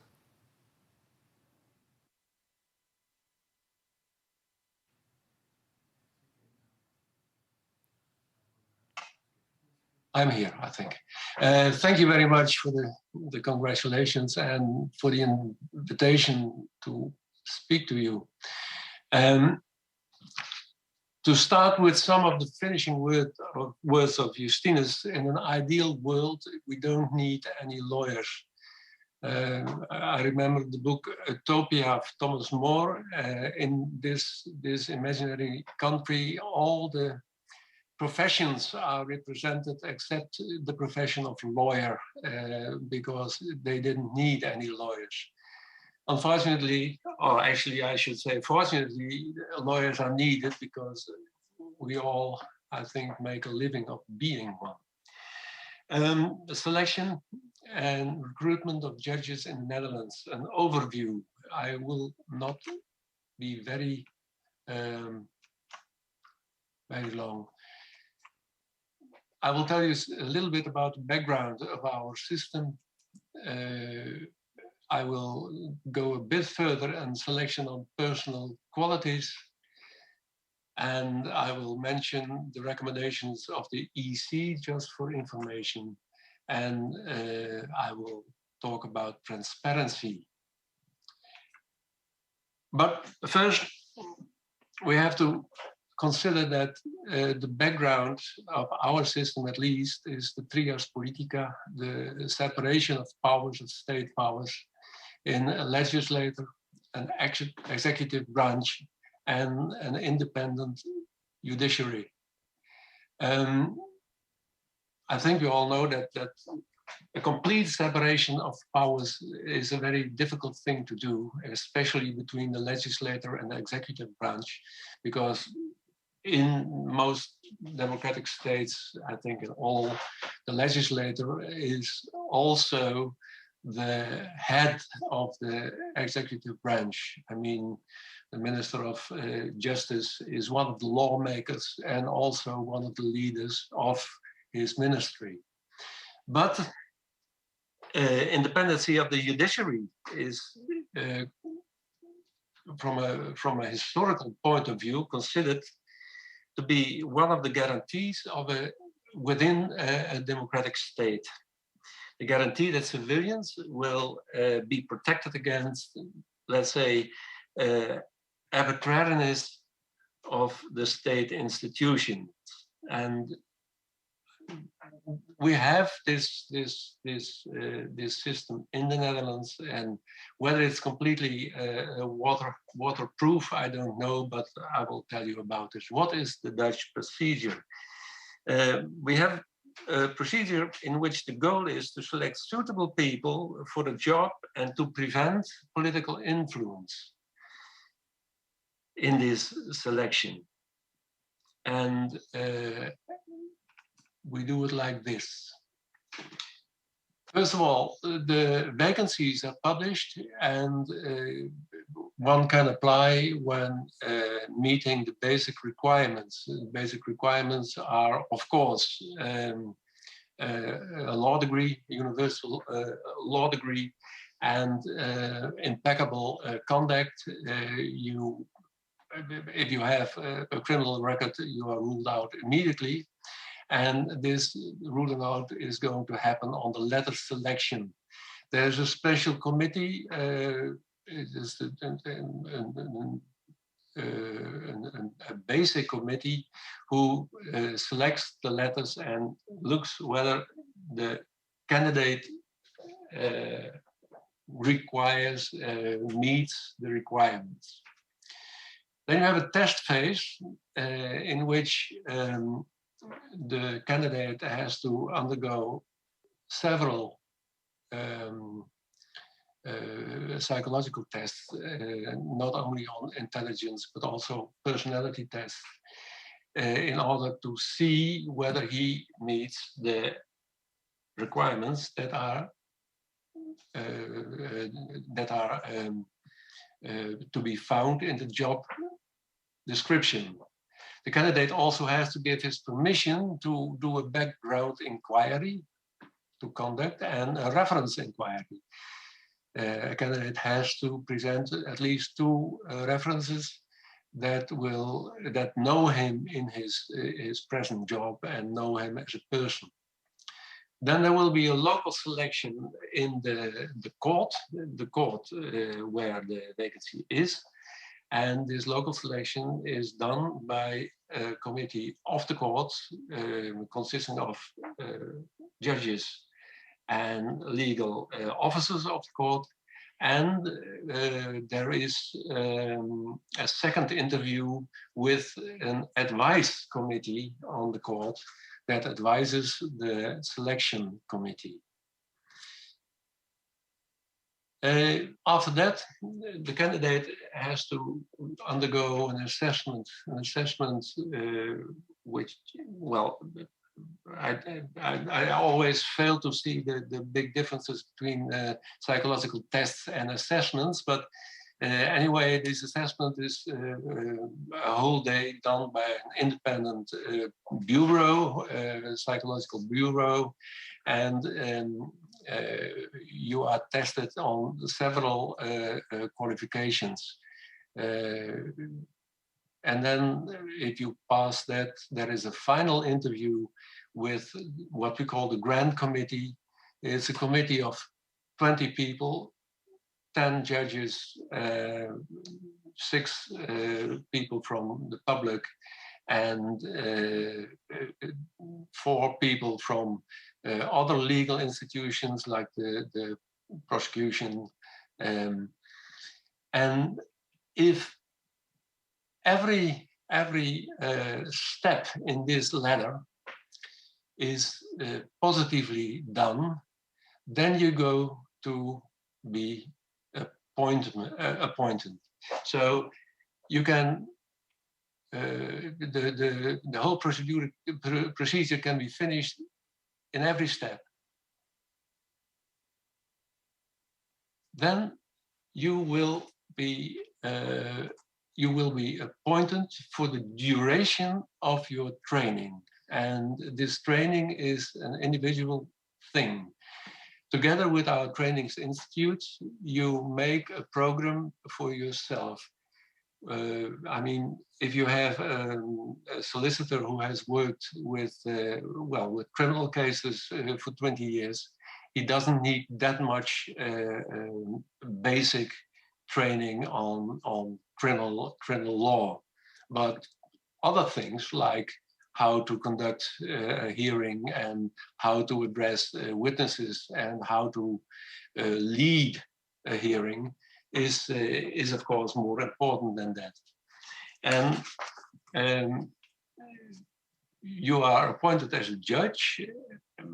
I think you would call it a volunteer judge during this training, during this education. And if during this time you pass every, let's say, exam that you have to do, you are guided by an experienced judge during your hearings.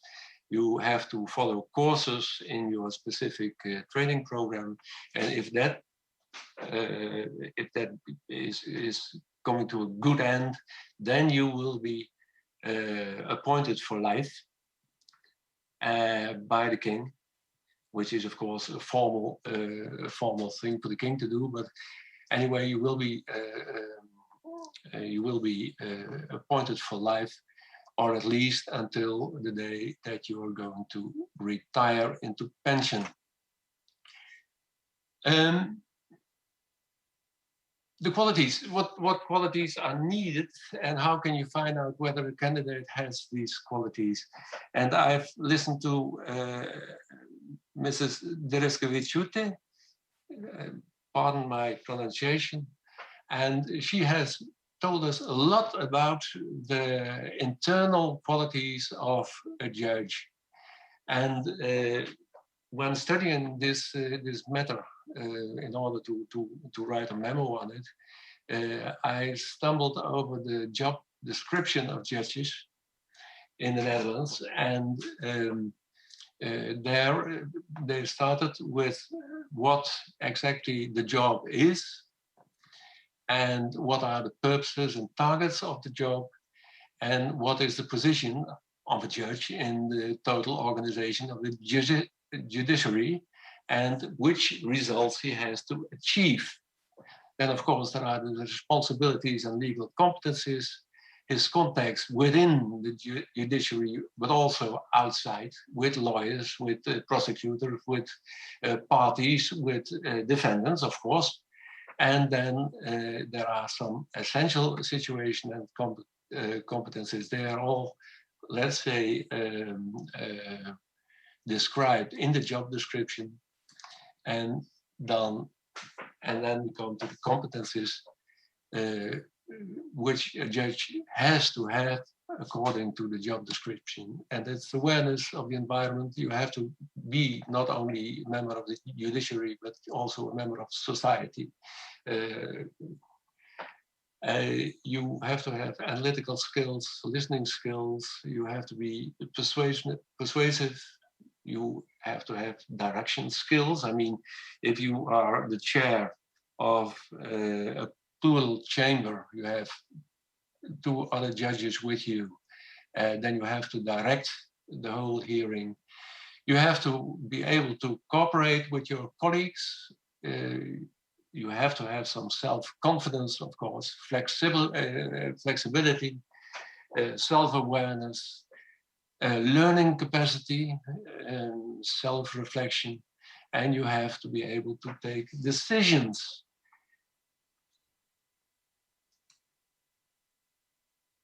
And then I came to the question, do these persons exist? And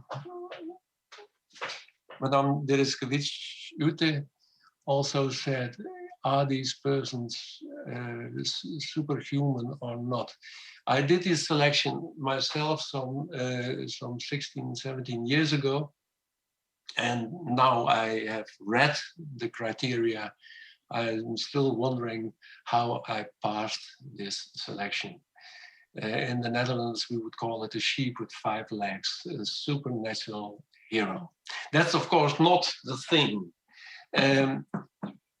We're all tested on certain issues, and I think that a certain mix of all these qualities is necessary to do the job. And mind you, you can test them before, but then there is this period of education which can last up to 4 years, in which this selection on the job is going on. So it's not, it's not a mathematical method. The criteria, however, are leading, and there are several persons involved in the selection. As I said, there is this pre-selection on letters. There is this grant committee. There are the 2 committees of the specific court. There is, of course, the psychological tests and assessments, third parties actually. And there are a lot of interviews. To give an example, the last interview for the grant committee is an interview of 3 times 45 minutes with the candidate and 2 members of the grant committee. The other interviews also last at least 45 minutes. And of course, as I told you, there is this intensive education, which can also lead to exclusion. is this procedure according to the recommendation of the EC? Well, actually, I couldn't find that from the procedure as such, because these recommendations are not mentioned. But if I look at the recommendations, then I think we are fairly in the picture. We try to exclude, and I think we managed to exclude political influence, and that's a very important thing. The independency and the impartiality of judges is emphasized all through the selection, but also in the education. There is no hierarchy between judges. I mean, you can be a vice president or you can be the president of court, but if you are in a plural chamber, then every voice, every judge has the same power. So I think, but I would have to study that for a longer time, that we are fairly compliant to the recommendations of the EC.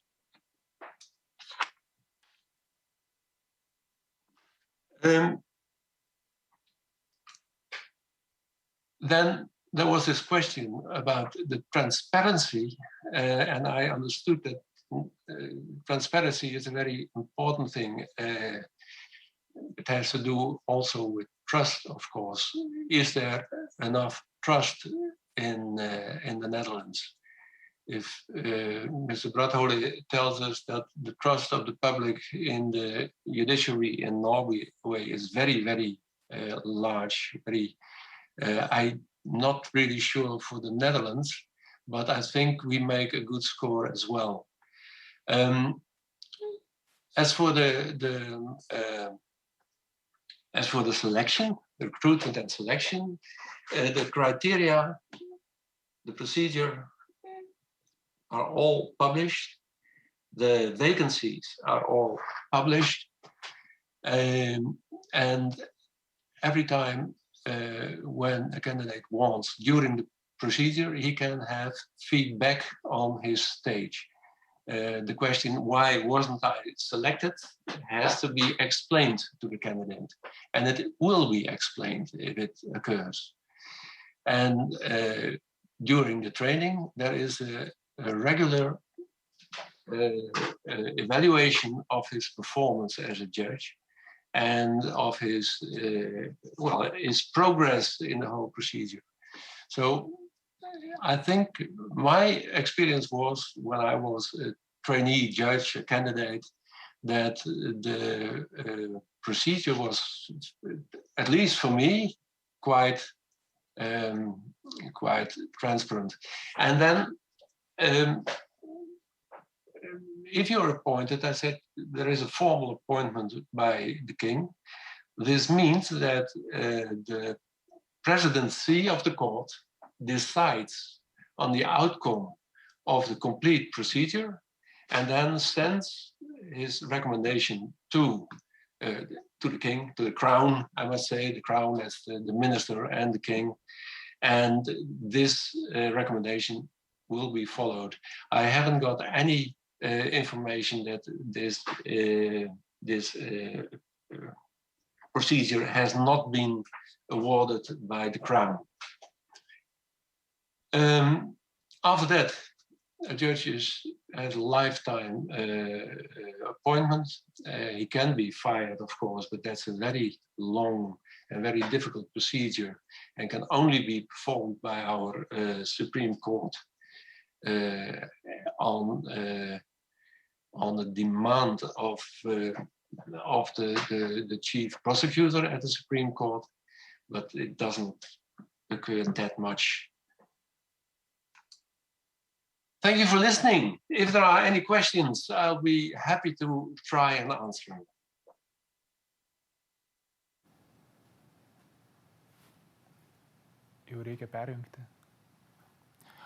Thank you, Mr. Brewer. And we have two questions from the audience regarding the psychological tests you mentioned. The first one is one participant asks whether he understood correctly that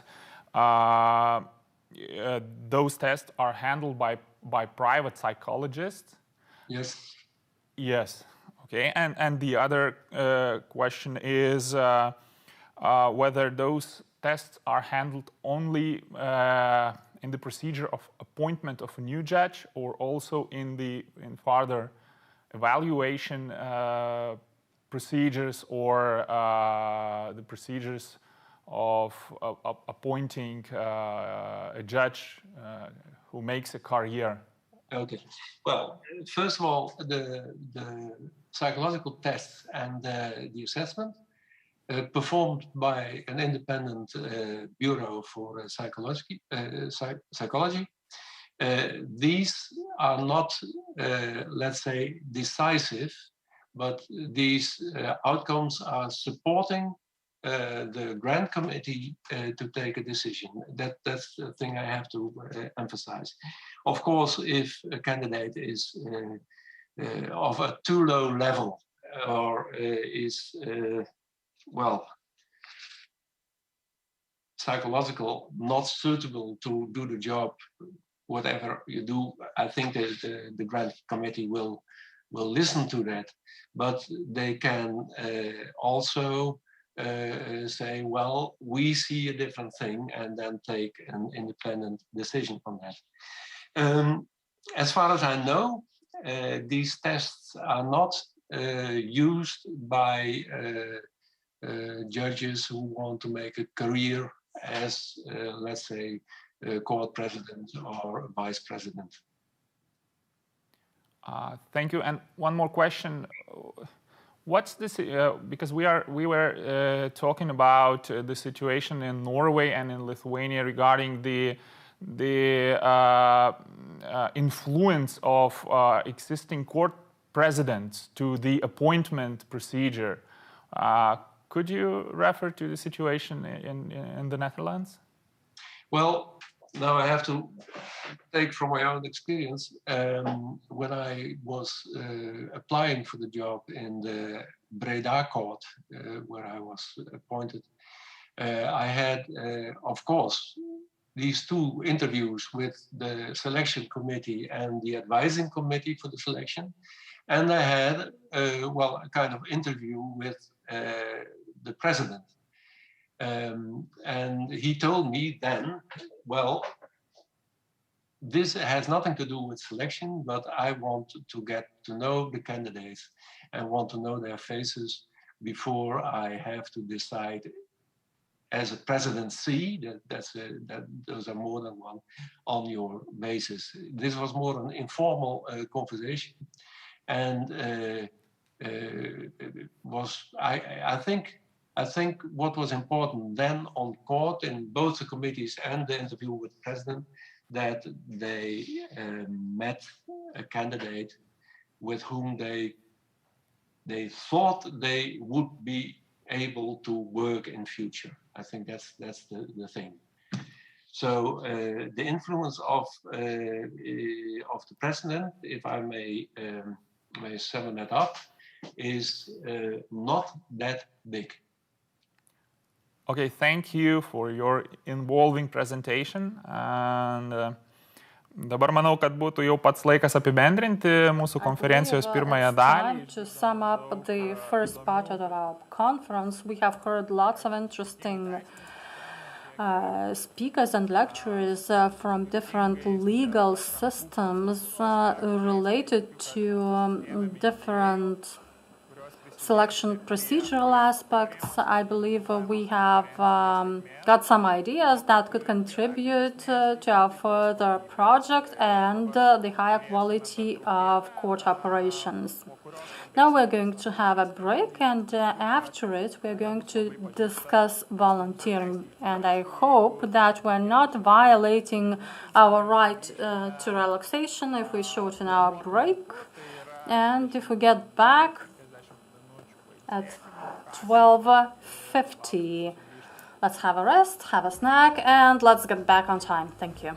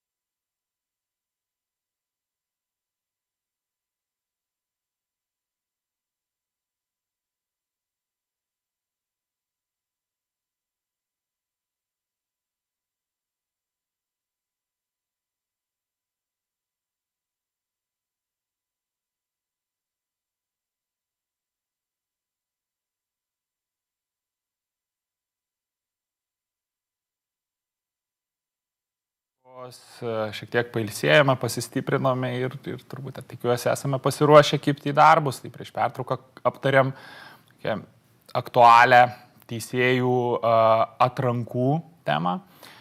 Ir visgi atrankų procedūrų pagrindinis tikslas užtikrinti įmanoma didesnę teismų veiklos kokybę. Būtent su veiklos kokybė yra susijusi ir antroji konferencijos tema, kuriai skirsime likusią dalį.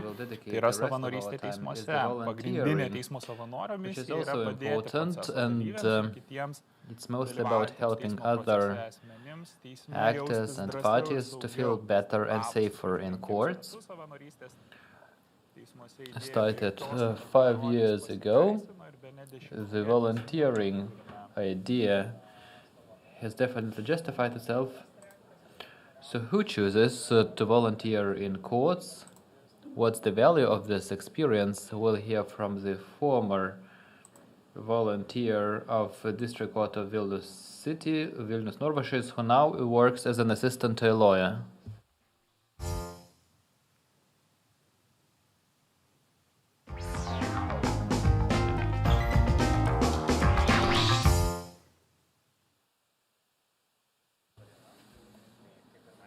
Good afternoon. My name is Viljus, and I had an honor of being one of the first volunteers in Lithuanian courts. I think I started in September 2016, when I found out from media, actually, that in Šiauliai they have recruited the first team of volunteers. So I saw it, and I also wanted to be a volunteer. So having started my second year at the Faculty of Law of Vilnius University, I became a volunteer. So I'm happy to be here today and to share my experience about what court volunteering is, how it works, what kind of experience it is.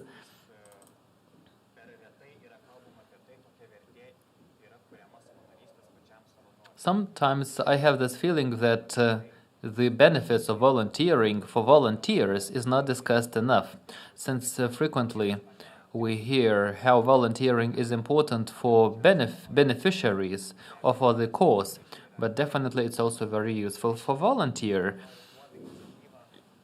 It's not a one-way street. It's a two-way street.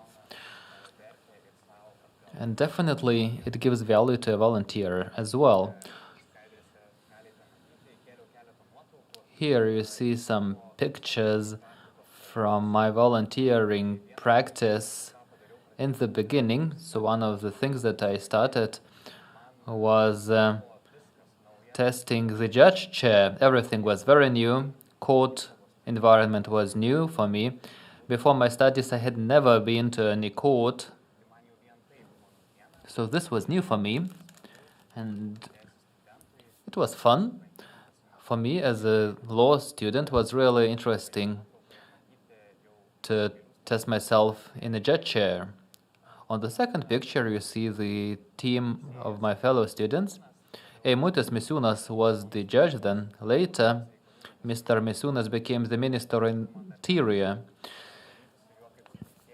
But back then, I met him as a judge and even participated in several sessions that he presided over.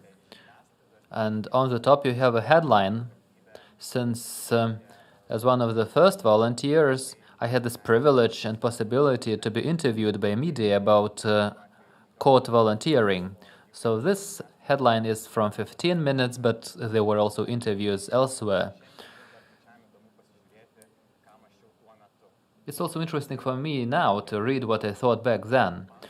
So I will start by telling who court volunteer is and how you can become one. So as mentioned before, the main mission of a court volunteer is to help to feel safer and more comfortable in courts. So to do it smoothly, there are no education requirement. To be a court volunteer, you just need to be motivated and enthusiastic about helping people who come to courts. So I remember from my experience that I sent my motivation letter by contact details, and I received feedback very soon. However, to be a volunteer, you have to take a course. Since working in court is responsible, people have questions on their rights and duties. If they are witnesses, what they can say during the court session and what they are free not to say, what to say if they don't remember some circumstances that they are asked about. So these are the things that court volunteers should know. This is why we go through this special training course,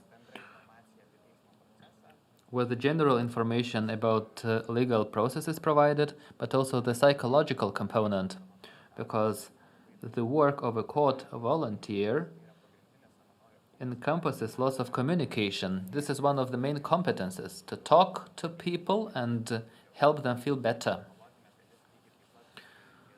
Therefore, the psychological component is important for this training course. And what comes with time is knowing the premises of the court. So what's the role of a court volunteer? This function starts immediately when any visitor comes into the court, because your first function is to guide the people around the building. So there are witnesses or victims who come to court sessions, who are summoned to trials. For most of them, it's their first time in a trial, so most likely they will not know where their room is. And from my experience, I was a volunteer in Vilnius Precinct Court, and the situation was really interesting, since most court rooms are equipped in a cellar, almost underground. So it's not so obvious how to find these rooms. It's not obvious that you have to go down by stairs. So as volunteers, we would meet visitors, we would offer help in finding the room, and would guide them to the room. And this is something that makes people feel somewhat better. But then, of course, our further role starts. This is about practical information, because witnesses and victims who are targeted by volunteers, first of all, frequently have questions how to act during a trial and what they will experience behind the doors. So one of the most common questions is, what should I say if they ask me about some situations or circumstances that I don't remember? And I recall just recommending people to say as it is, that they don't remember, not to make up something.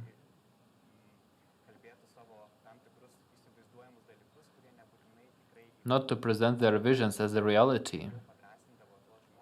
So this would embolden these people somewhat, since the judges and lawyers sometimes make some pressure on witnesses, and to give questions that would be useful for them. Lawyers are not shy. They sometimes give bolder questions or presumable questions, assuming a certain answer. So are you sure that something was a certain way? So we would warn witnesses to counter such manipulations. Actually, such presumptive questions are not allowed. So if they don't remember something, they would just say they don't remember.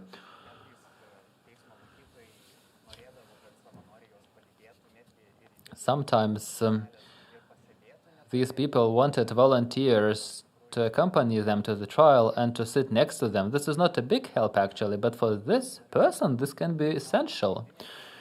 And a key role of a volunteer is to make people feel safer emotionally.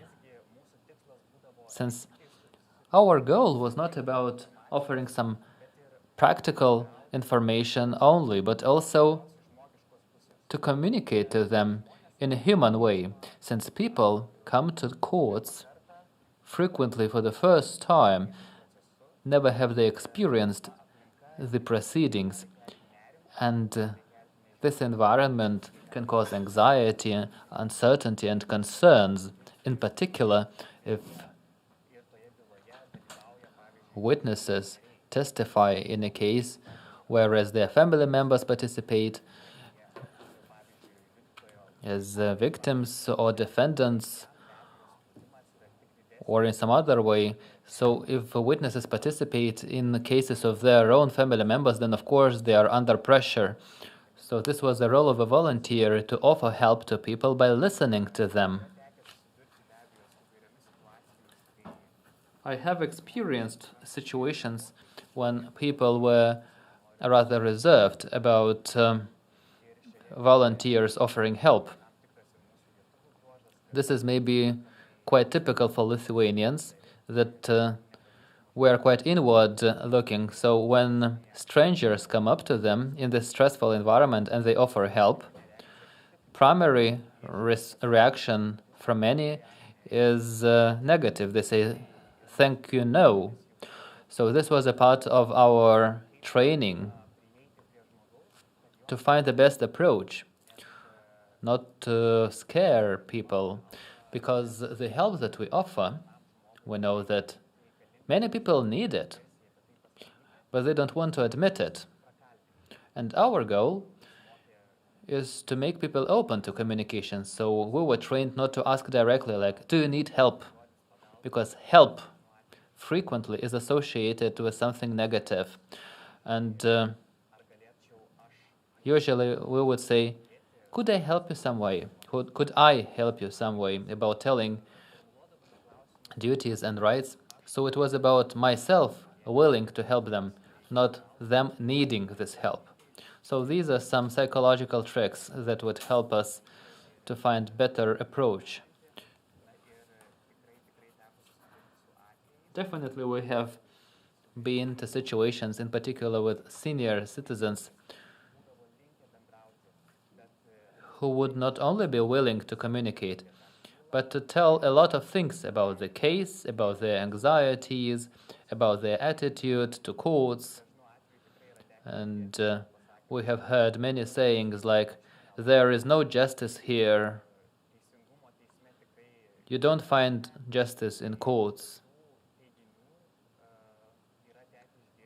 We have heard such statements, and it was a role of a volunteer not to try to re-educate people or to object to them, but just to make people feel better.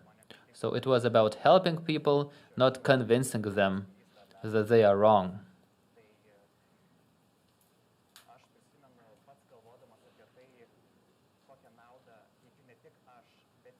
When I was thinking about how I can be useful, but also how this process is useful for myself, I thought, who is better to tell this than myself when I was volunteering? And this was when I found a record, one together with Bjørn, my fellow volunteer in court, participated in a TV show, and this well-known asked me about this volunteering experience. So my question was, how court volunteering helped you, how you benefited from it in your studies. And I hope that this video will show how answered I back then when I was a second-year student. It was helpful in many spheres. When I came to court, I didn't know myself how it works, where parties sit, defenders or prosecutors. So now I participate in cases, I see how it works, how witnesses provide evidence. It has helped me in my studies, since I know the trial proceedings. So when I participate in imitations, I feel comfortable because I participate on a regular basis. So I think this is also an advantage for the court, because courts are usually seen as quite closed institutions. Yes, so you see that my testimonial was as I have mentioned in the beginning of my presentation, that it was a chance for me to see from inside how courts work. And it was also important for me to know that many people don't know that. Actually, trial proceedings are public, so you don't need to be a party to proceedings to see the proceedings. In most cases, trials are open. So, as a volunteer, as I was in trial, it was also a chance for me to observe proceedings. This was definitely a very important and interesting experience. And as I have shared in this video, it gave me knowledge about the proceedings from inside. So I saw it all, it was new for me, but there is another side to it. The value of volunteering for a volunteer. So in my opinion, this is the emotional or psychological aspect of it, since volunteering, not only in courts, but any volunteering becomes people more mature. It gives people a broader horizon, better understanding of the world. Quite frequently, volunteering happens in unfamiliar environment, and we meet new people. As a law student, I had never experienced a case of someone from my family, of my friends, to be summoned to a court, to testify in courts. None of my friends or family members had ever been summoned as a witness, while as a volunteer, I met such people every day, walking along corridors, meeting people and asking about their experiences. And in many cases, such experiences had some negative connotations and negative emotions attached. Since in trials, in cases, especially in criminal cases, something bad might have happened to their family members. So for many, this was not a very pleasant situation, and people were quite negative about the trial and about the situation. So even beyond trial, they were staying negative because they were in this process. To understand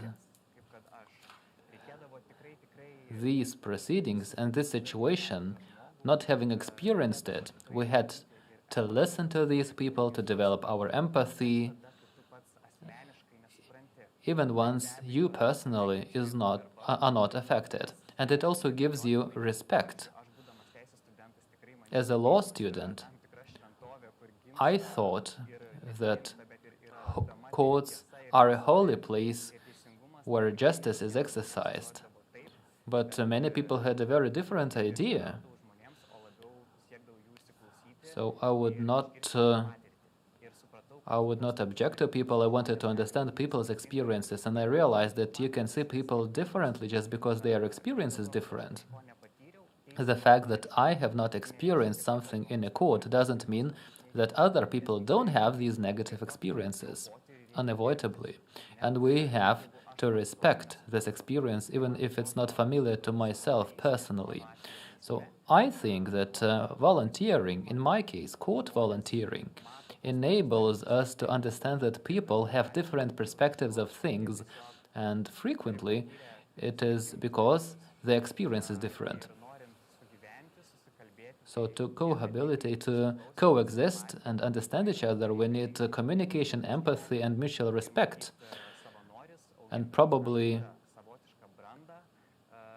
by becoming more mature, volunteers later can contribute to a more mature society. So probably this is my conclusion. The more volunteers we have, the more mature our society is. And this is what I believe, and I would wish everyone go to volunteer at least once. Thank you, Vilius. Maybe just a couple of questions to you.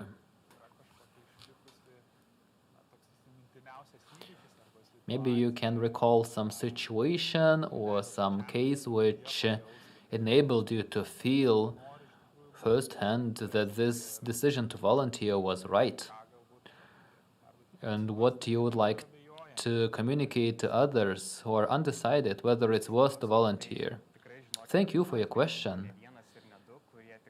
Well, I have had such situations for sure about reconsidering how important for me was to start doing this. The first case, once walking along a corridor, I talked to people didn't want help, they were very reserved, but once I have talked to a person and this person told me, you know, I don't need help because I'm a prosecutor.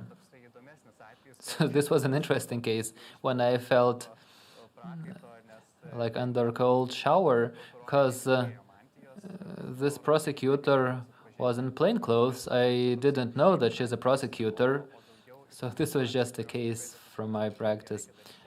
But as an example, when I realized how good that I'm here was from my communication with older people. So one of them came to our volunteer office, since we had our office, and she wanted some practical information, but in the end, she shared all details about the case, and her son, who went to court to fight for his rights, but she had no expectation that it would help him out. But it took us quite a while to make her leave our office emotionally much better and thanking us for helping her. As a student, I read one cassational appeal. Well, our role was not to provide legal advice, but once I read it and I said, okay, you are free to submit it. It's good you've written it. So I did not come up with any legal recommendation. It was just something to embolden this person. I don't know whether this cassational appeal was accepted, because really a few of them are. But the fact that people smile at us and they thank us every time it happened was a sign to me that we are on the right track. So if you are undecided, I would recommend at least trying, since if you volunteer, you are free to leave if you don't like, but I think at least one-time experience is definitely useful. So thank you, Vilius, for sharing these experiences. And now the floor is given to Asta Benetita, Judge of District Court of Vilnius City, who may have another perspective on court volunteering. Nobody doubts that volunteers help the process parties, and Vilius disclosed how beneficial volunteering is to volunteers themselves, and Asta will say how volunteers help the judges and they become members of the judge team. The floor is yours.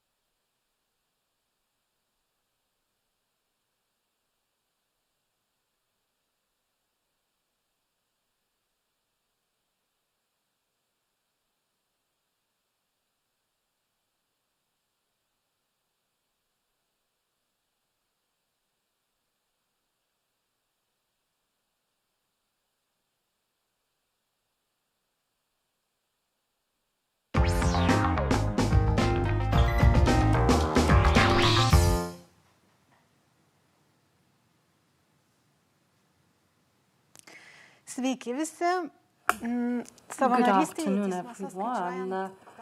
Well, we have the 5th anniversary of the volunteer service at Lithuanian courts, and now the society knows quite a lot about volunteering, and as Vilius has mentioned, it's very beneficial to volunteers at court. While he disclosed that perspective, I'd like to talk about another aspect, namely how beneficial volunteers could be to the court community, the judges, and whether volunteers are beneficial. Well, it's more than obvious that volunteers and volunteer assistance is highly valuable. Volunteers meet process parties from the very beginning, from opening the door. They can accompany a person to the courtroom, ask maybe what concerns him or her, or maybe sometimes it's enough to keep silent. And the psychological assistance from a volunteer helps for the party to feel better, feel more courageous. And if there's time, the volunteer may show the person around in the court building and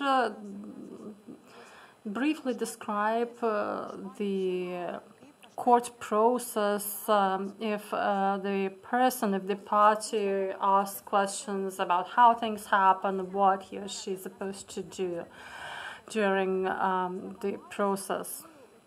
Yes, they do help the environment and they create this more favorable environment. However, we often miss that this assistance is required due to simple, basic life things. Sometimes persons are accompanied with persons with disabilities, or they carry small and bring small children because they have no other way out. They cannot have nobody to leave them with, and the volunteer may actually take care of them and play with children during the hearing, which is attended by the dad, mommy, or any other person. So volunteer actually is the person who is the first to meet the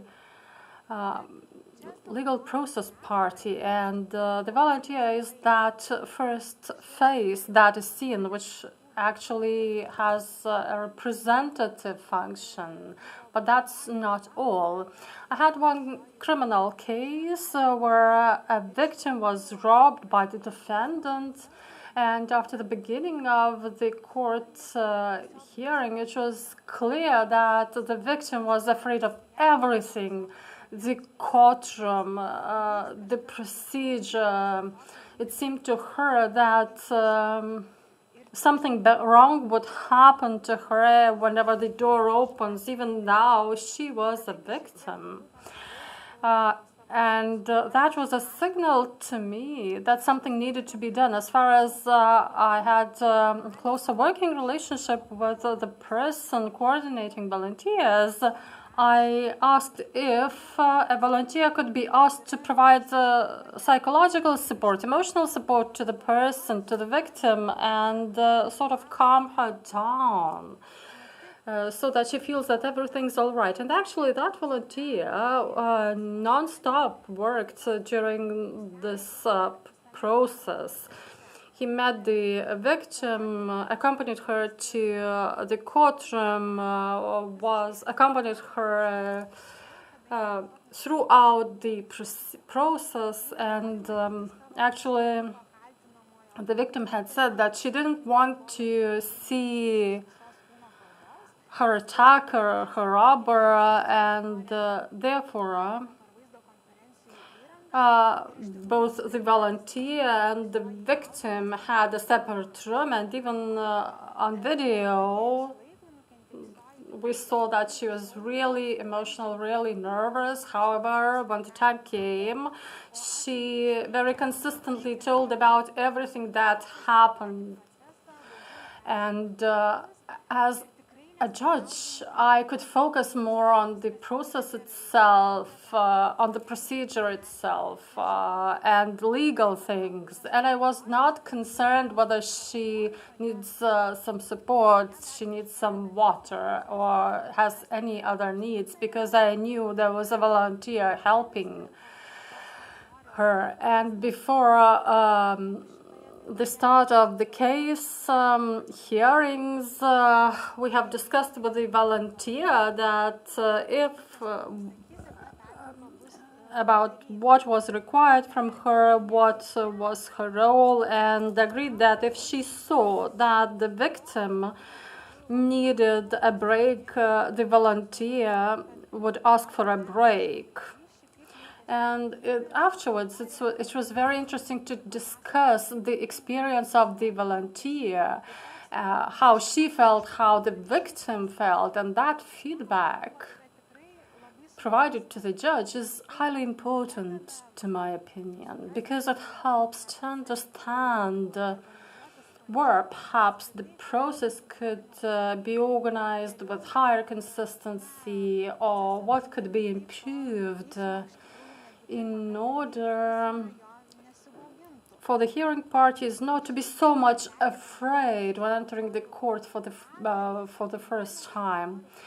As much as I have communicated with the volunteer coordinators or curators, I've heard that they and some volunteers express their concern that they don't always feel being part of the court. And in such situations, we, employees of courts, should make more effort for them to feel more welcome and needed, and not only use their assistance, but also interact with them and communicate with them, not only during the case if the volunteer actually participates in the hearing, but before and after the hearing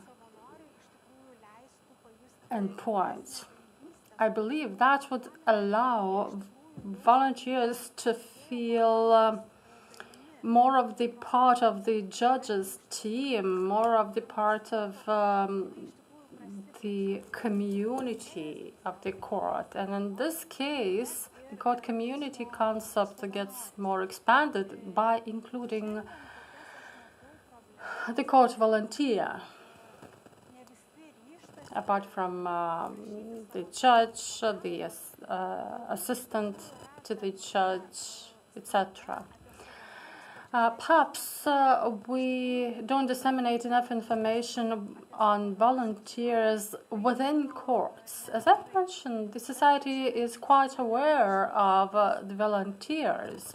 However, within the court, when you talk to judges, they say that they're aware that such volunteers exist, but they do not know them. They do not know how they look. And I believe it would be beneficial to organize a meeting for volunteers and judges for us to meet and know each other, because it would be highly beneficial to know the experiences and skills of volunteers. Because volunteers are a very diverse group. Maybe a volunteer knows area of foreign language, and maybe a victim or a witness in some case could be the national of that country speaking that language. So I believe you would agree that when a party to the procedure opens the court building door and is met by a person speaking his native language, well, this is much nicer, and the person feels much nicer then. There was another case when the victim was quite an elderly lady, and she was deaf and dumb, and she was using the gesture language. And among the volunteers in Vilnius District Court, we had a student of this gesture language. So her assistance was invaluable, and really it's hard to find a measure for the value of such assistance. When meeting this victim and greeting her. And perhaps I wouldn't have thought of using volunteers, or inviting, I would rather say, volunteers to assist me in my court cases without being incentivized by other members of our community, or I would have waited longer. I believe the community of judges has certain stereotypes. We may often think, well, how can volunteers help me? They definitely don't know more than a judge.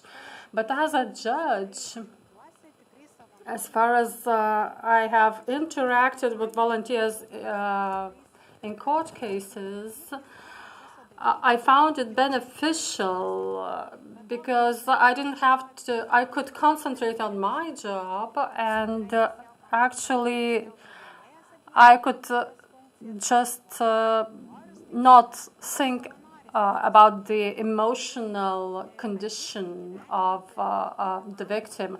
And volunteers are just members of the court community, helping the judge, like any other team member, to fulfill our functions. And volunteers have their own tasks as any other members of judge teams. So I would like to wish the judges not to be reluctant and refrain from talking to volunteers in order just simply to meet them and communicate with them. Of course, at courts, the volunteer teams are not stable. Volunteers are replaced by other volunteers, and this is a very natural process. But if we, members of courts, make more effort for volunteers to feel more the members of the judge teams, the volunteers would have very positive experiences at courts and will become ambassadors of courts among their families and colleagues and friends. And whenever their friend or acquaintance is summoned to court, they could just explain that there's nothing wrong, this is just the legal process in the country. And I would like to say that it's gratifying that some volunteers, after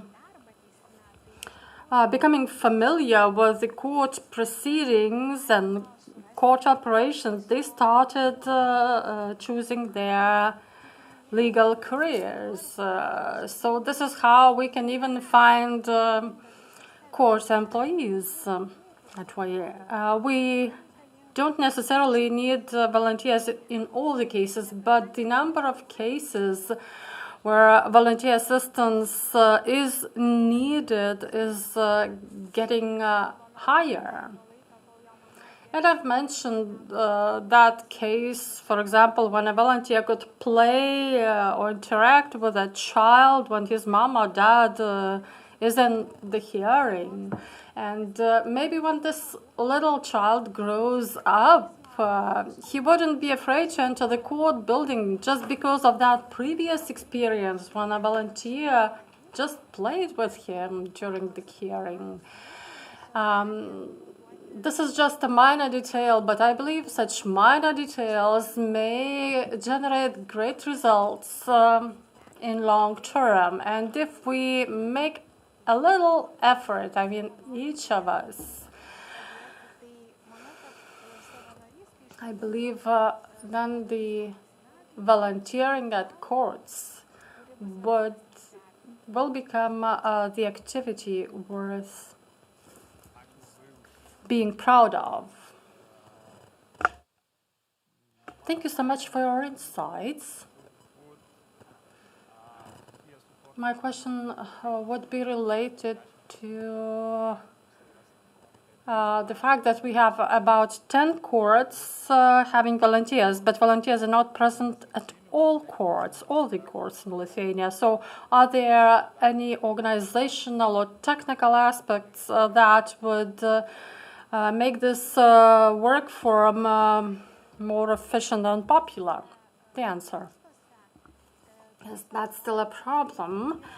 Maybe in larger cities and towns, we have the volunteers at courts, and it's not a problem. But when talking to judges, working in smaller courts, in smaller towns, they say that they would they do need volunteers, but volunteers don't go to regions.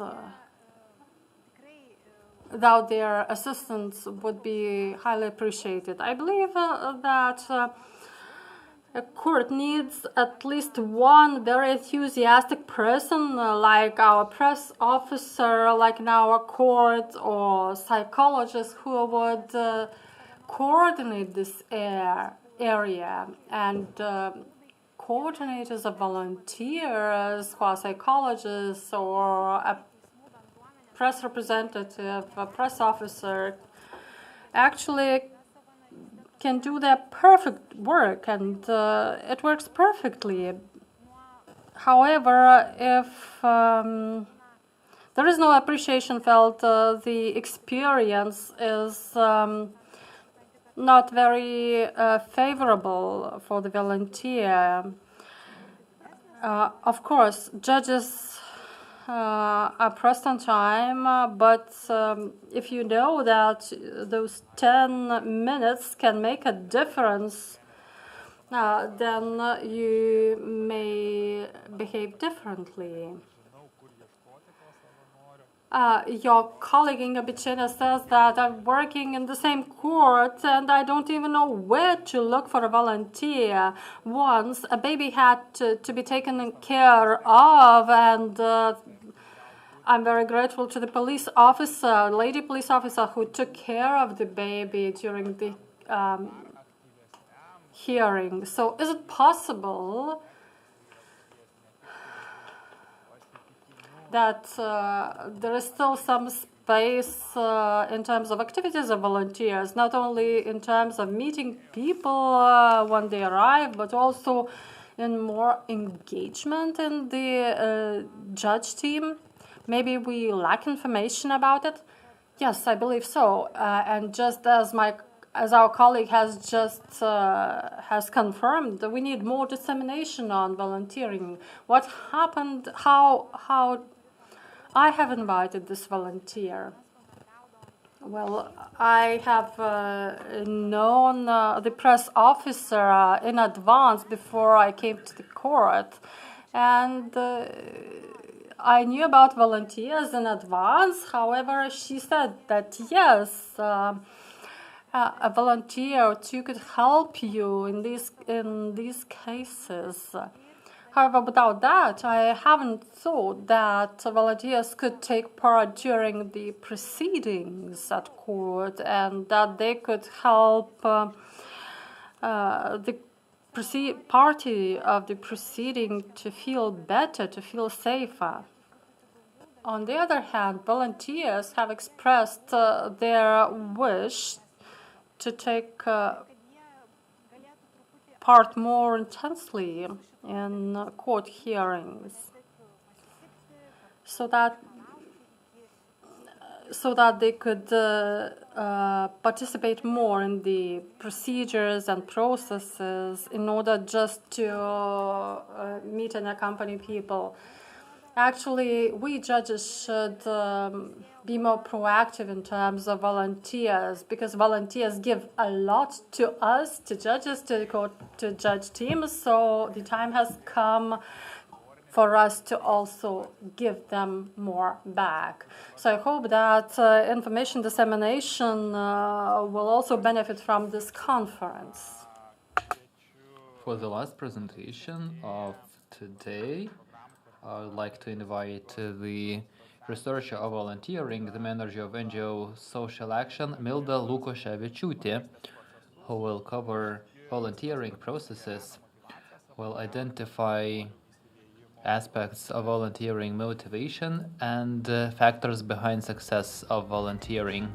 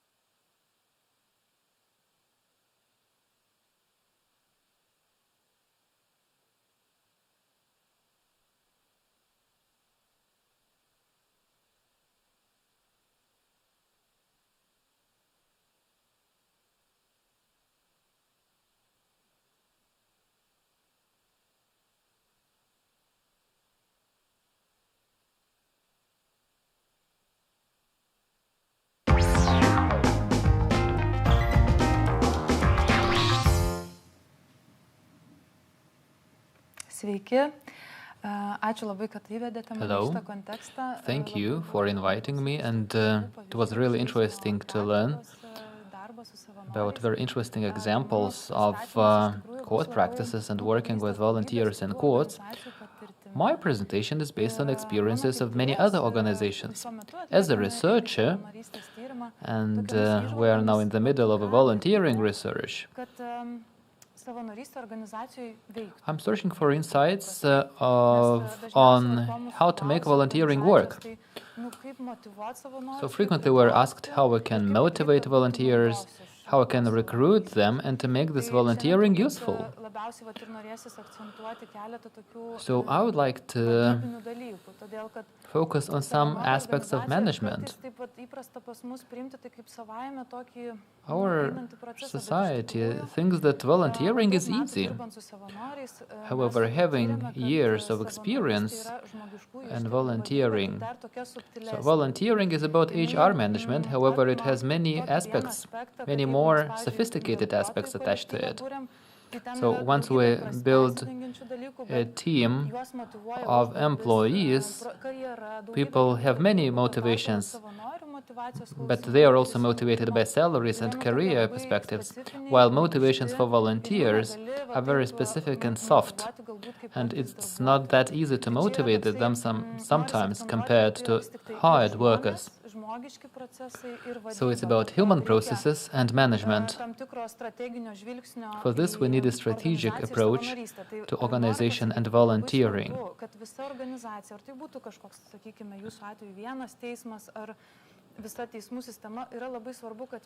It is important for everyone to realize what your organization wants to achieve and what the point of recruiting volunteers is, which can inform your strategy to achieve these goals, and only then we can proceed to actions towards implementation. So these are general principles of planning volunteering processes. I would start with what many organizations miss. Usually, organizations have an initiative group. They say, we have volunteers, we have a great idea, this is what we can do. And these several people, in the best case, usually it's just one person, who say, let's recruit volunteers and let's launch it. It's not a good idea. Actually, recruiting volunteers is an external channel on one hand. As the judge presented before, this is a powerful external channel which communicates how your organization works and what value you offer to the society. So, if you want to use volunteers, it's important to have the decision in the team, asking everyone what they think about it. So if you do it without consulting your colleagues, especially some young, enthusiastic, motivated people come in, a certain part of your team starts feeling unsafe. So people working with human resources realize that it can be destructive. Recruiting volunteers should not bring in tensions to your organization. It needs to be done in agreement. It should be done by a board or by a constituency target group or a local community. It really depends. But this should be a decision everyone feels good with. So everyone in the organization should know why we need volunteers, what are the roles, and how different they are. And it's important that these roles don't duplicate what paid personnel does, so that there is no question what is brought by these volunteers, what paid staff can't do. Sometimes it brings tensions. People feel like their jobs are taken away, or volunteers feel exploited. I will cover it later. So the employees should be prepared. The team, the entire team should be ready to volunteers coming in. It's important for people to understand what volunteering is. It's not internship.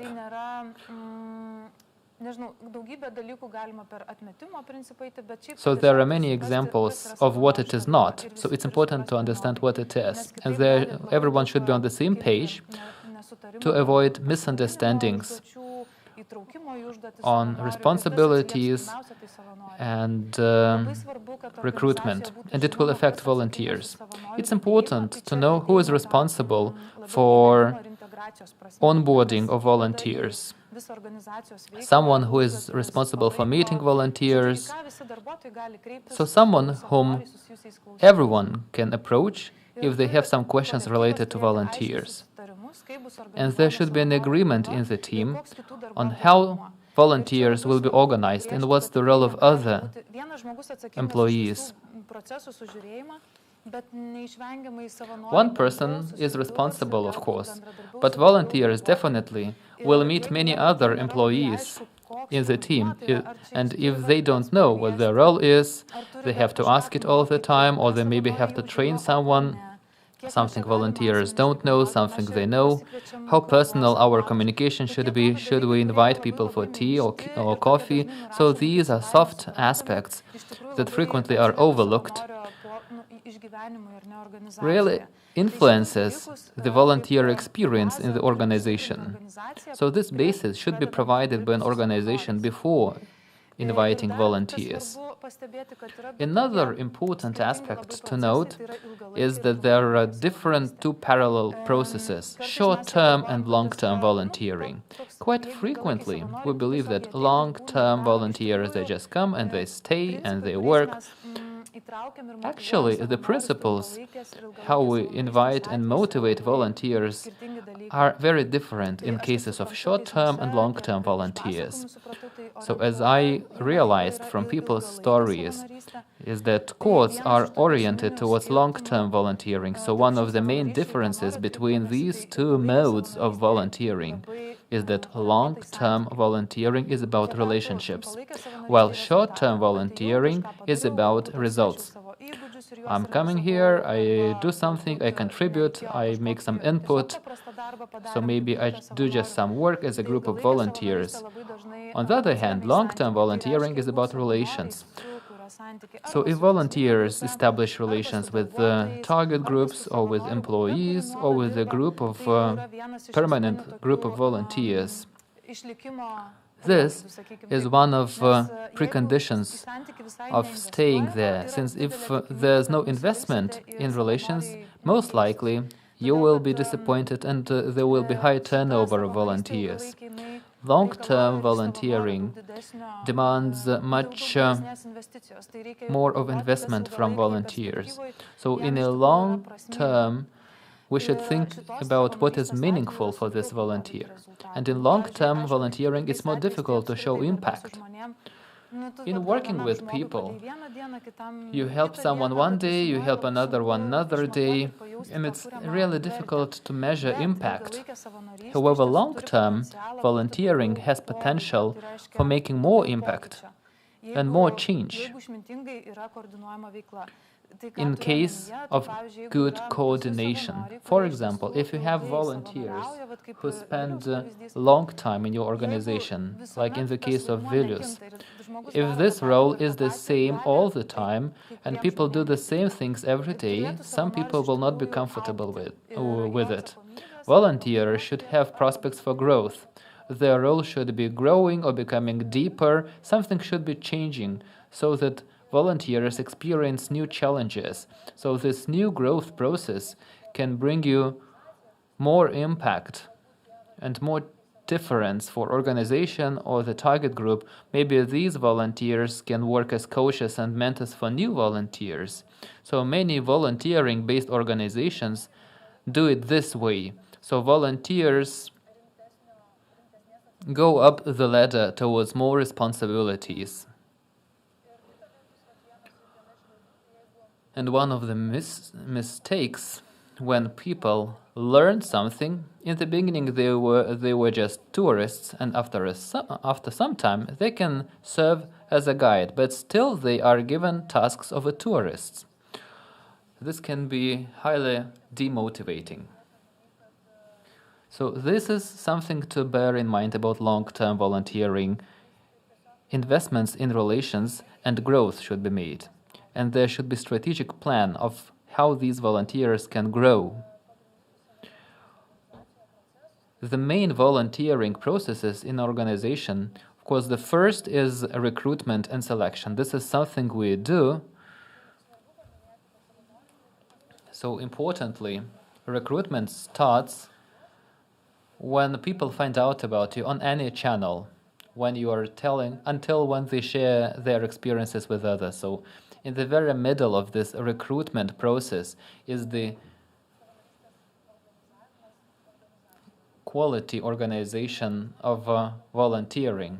So maybe if volunteers had problems with motivation, however, if the framework is enabling how people are recruited, included, onboarded, and later until the farewell moment, even if some experiences were not smooth, still people will be positive about volunteering, people will communicate positive message, for example, about courts, saying that courts are well organized and the situation is really good, well coordinated. And this quality communication covers more processes, not only the voice of volunteers, but also how you communicate this volunteering to the environment. For example, I have seen it on your website. There are very good encouraging quotations on volunteering coming from respected people. There is a good description of how to become a volunteer. This is a lot. What Vilius told today about his experience could be a super good recruitment tool, because it reveals how volunteering works. So reliable persons speaks about a reliable process, and it gives a good credit of trust, which is communicated out. And someone who is up to something serious and interesting will be probably interested in volunteering for you. So communication is a broad topic. Also, partnerships can be established with other organizations or institutions who can find out about volunteering possibilities. And on the top we have the cultural environment, the general understanding of volunteering, something that can be advantage or disadvantage for volunteers to be recruited. But one of key values in society is unpaid work in organization for public organizations. In such environment, of course, there will be better chances for volunteers to be involved. So this is what we and our organizations work on, and other volunteership-based organizations. But of course, we also will have to defend the boundaries so that volunteers are not abused. So recruitment is about successful compliance. Otherwise, there will be high dropout of volunteers. You have to bear in mind anyway that 1/3 of volunteers will drop out. No matter how good we are in planning and recruiting, it's very likely, just like in hiring people, the dropout will be high. Sometimes higher, sometimes lower, but definitely you will lose some of them, since people can get very different messages from communication, and it doesn't depend on us. It's beyond our control, but it's very important to assess who your volunteers are.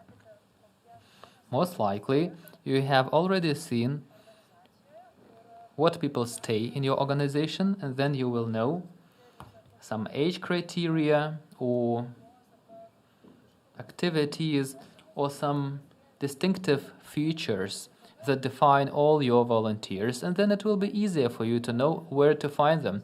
So it doesn't mean that you will have to search for them everywhere across Lithuania, but maybe you know that in Alytus precinct court you need volunteers. Maybe there you have some youth cafes. Not only youth, maybe there are some adult clubs where you can find partnerships and you can offer on a regular basis. Like, look, here you are in this stage in your life, maybe you are considering volunteering in a court. So this could be a very targeted approach. One more insight from our research, it's really interesting when volunteers can go volunteer. Sometimes volunteering compete with other areas of life. Then it's really difficult to retain volunteers. If this time of volunteering finds a good niche in someone's life, not competing with other areas, the chances are these people will stay longer.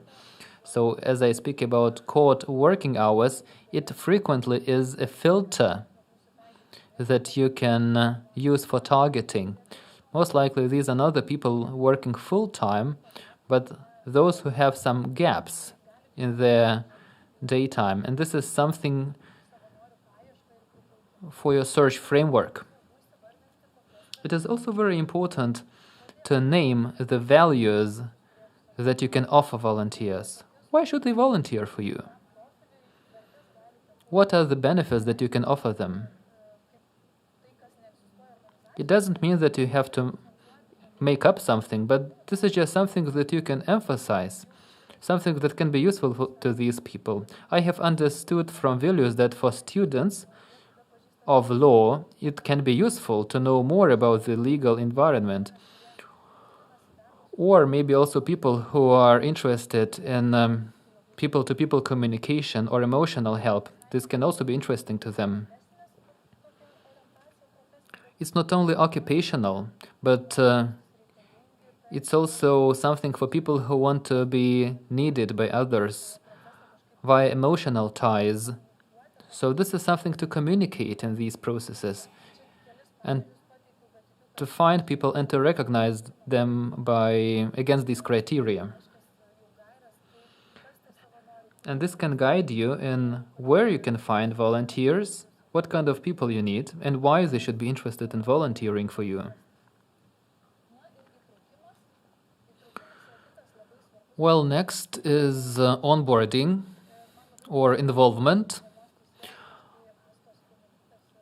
I really liked the example given by Asta Bjørn that some volunteers, in courts, people know that some volunteers exist, but they don't know how to find them.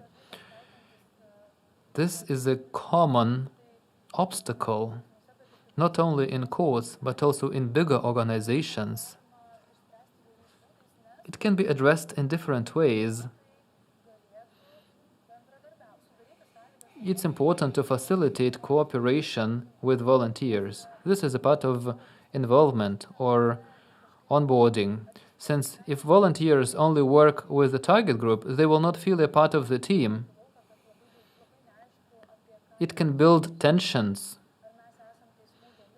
People will not understand whether they are a part of the court or not. This was also said during the presentation. So it's important to have networking among volunteers and staff in courts.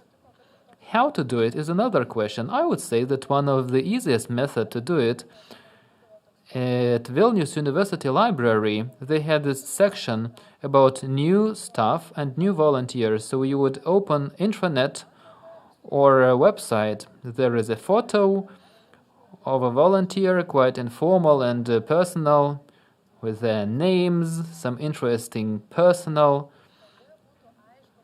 aspects of this personality, so that people know something about this newcomer. So this would be one of the first steps. Another one being some more in-person introduction.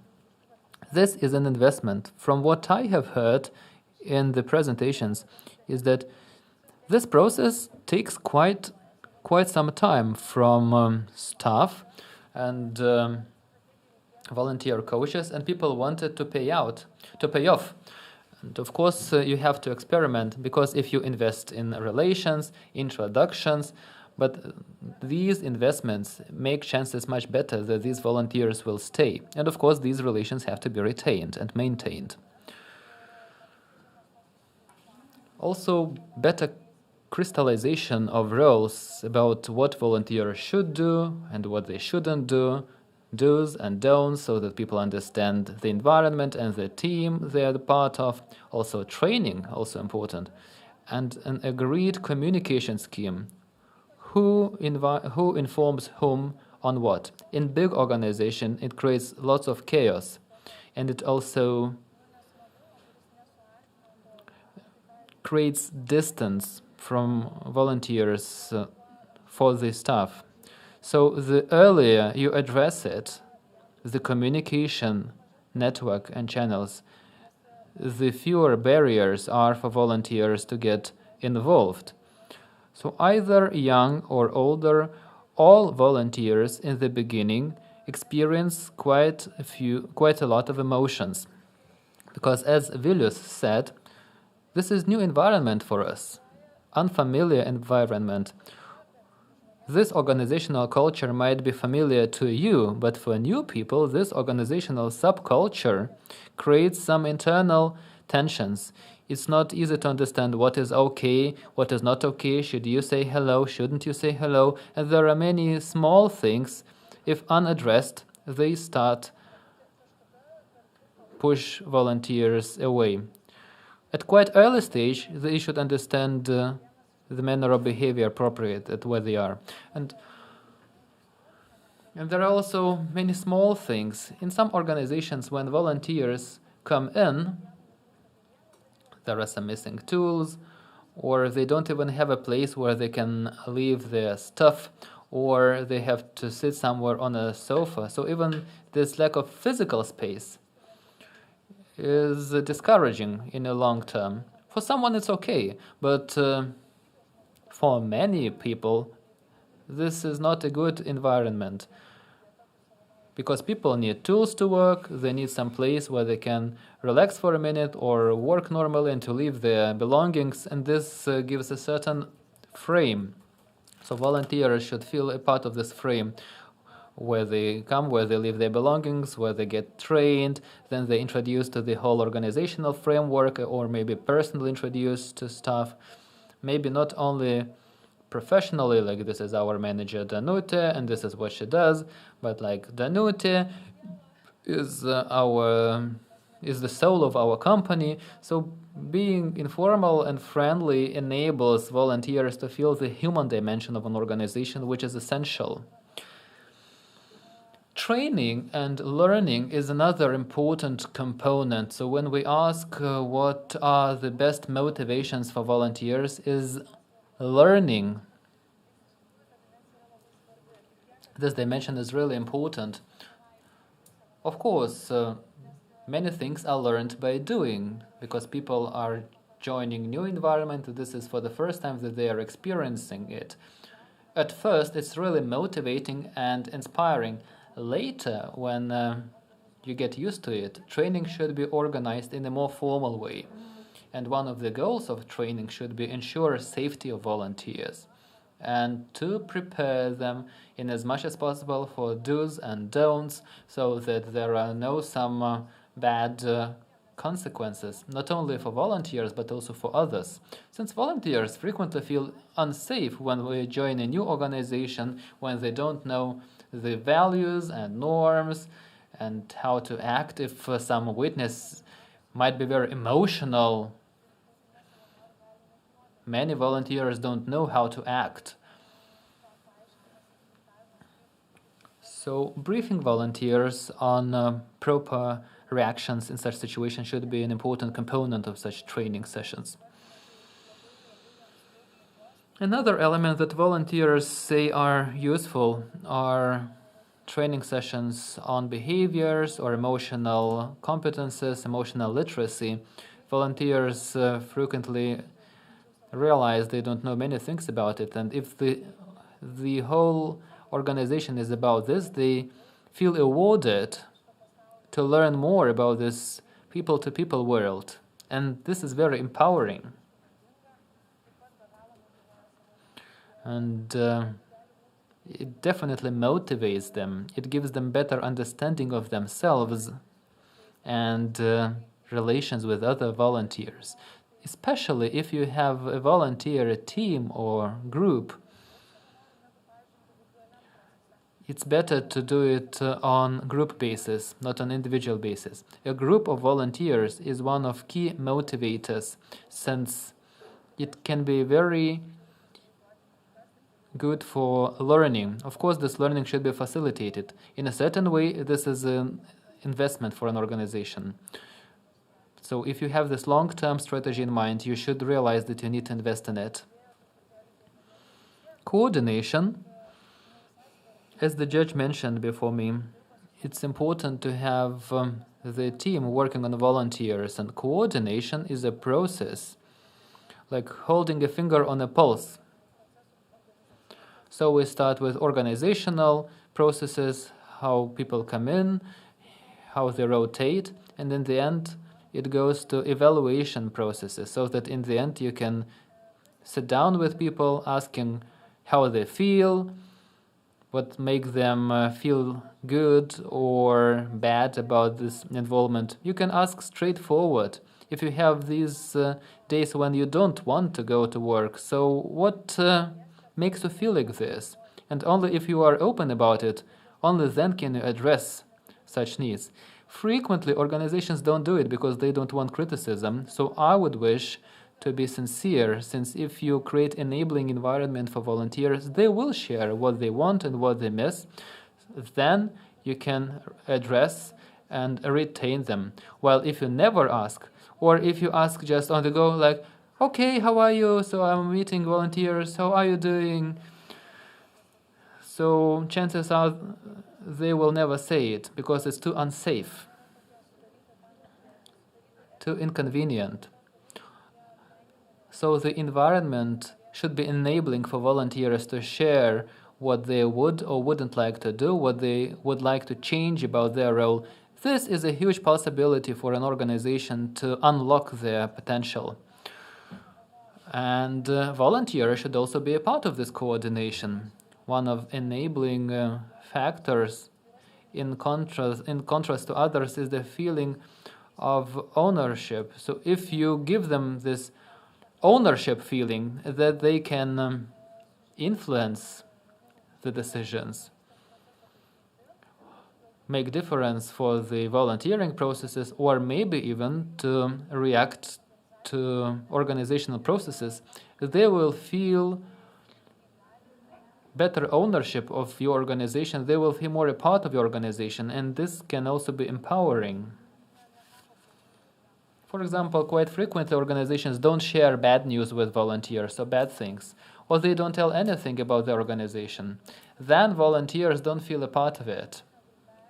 So they feel like an external group which just comes in, does something, and leaves. And it doesn't contribute to retention. The ownership feeling is a part of coordinated process that is very advisable if you want to retain them.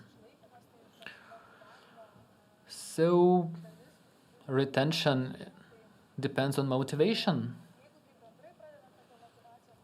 So if we speak about motivation, it's one of the most volatile aspects.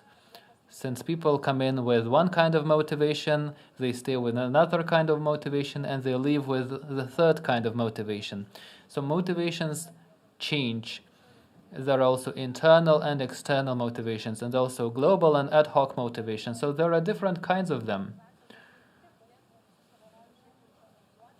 We, of course, have lots of categorizations of these motivations. So, of course, sometimes costs of motivation are higher than benefits that we get from volunteers. So we need a really conscious decision of what we can offer or we can't offer to them.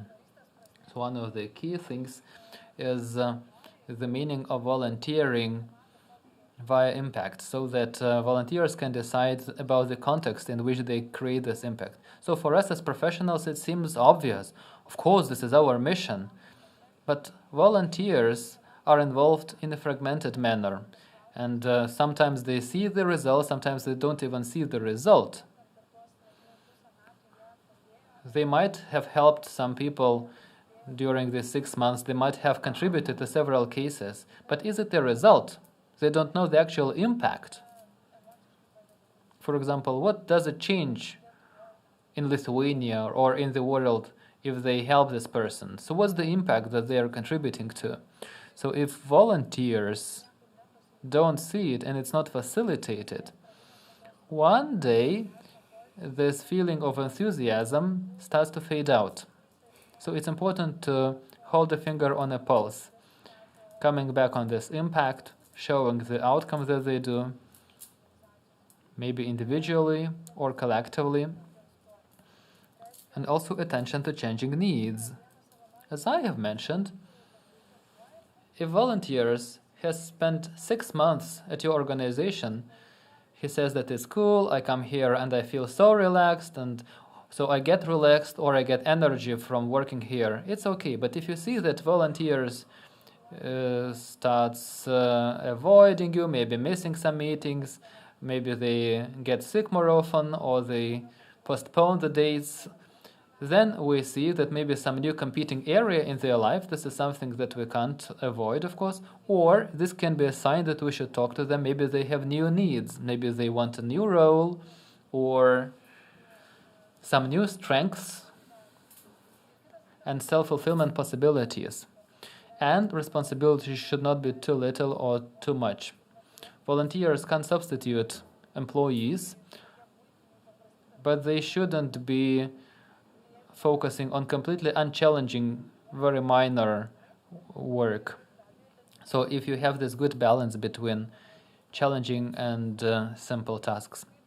And of course, it's about identity creating. So how our volunteer group is different from others? What are their typical features? Creating some common identity feeling to communicate to volunteers and to the external world that they are called volunteers, so that they have feeling of belonging, which is an important part of their motivation. Recognition. It's important to have individual appreciation. Individual, if possible, or if you have volunteering events or celebrations or some other events during which you can emphasize the contribution of volunteers into organization. And also communication and visibility of volunteering by telling their stories or experiences of your target group affected by volunteers to show the impact created by the volunteers. And definitely, for this process to continue, it's important for the volunteer coaches to collect feedback from volunteers, to discuss the processes with the team, what went well, what was missing, are you all on the same page? So review how much you have invested and how much they have contributed to the total impact. And this is how you can also plan for improvements. And this is the cycle that you are going around.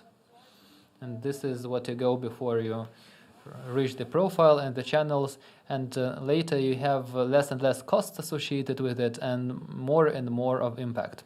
So thank you, this is it.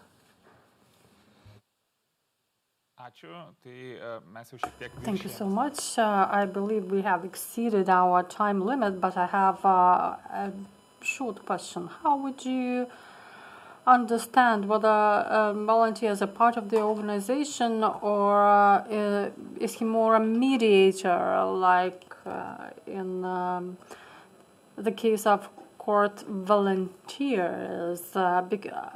Because I'm asking because we see the court volunteer as a member of the judge team or court community. And while we're talking about the communication, shouldn't we focus more on independence? That this positive message communicated about the court doesn't look like bragging, but rather something based on relevant experiences. I believe whenever the volunteers have a positive experience, they will keep sharing it because that's what happens. They say, of course, confidentiality is maintained, but they say, I learned this, I learned that, but there are certain things that some volunteers don't agree to say, and some of them, for example, they speak to journalists. For example, they have nice experience, school experience, and want more volunteers to be attracted to the organization. And this is a very human thing. Okay, thank you so much. And to sum up, the enthusiasm we have heard about volunteering and benefits would translate into the everlasting motivation, and that improvement procedures contribute to the prestige of the court, its improvement, and the better formation of the judge court. Thank you so much, everyone.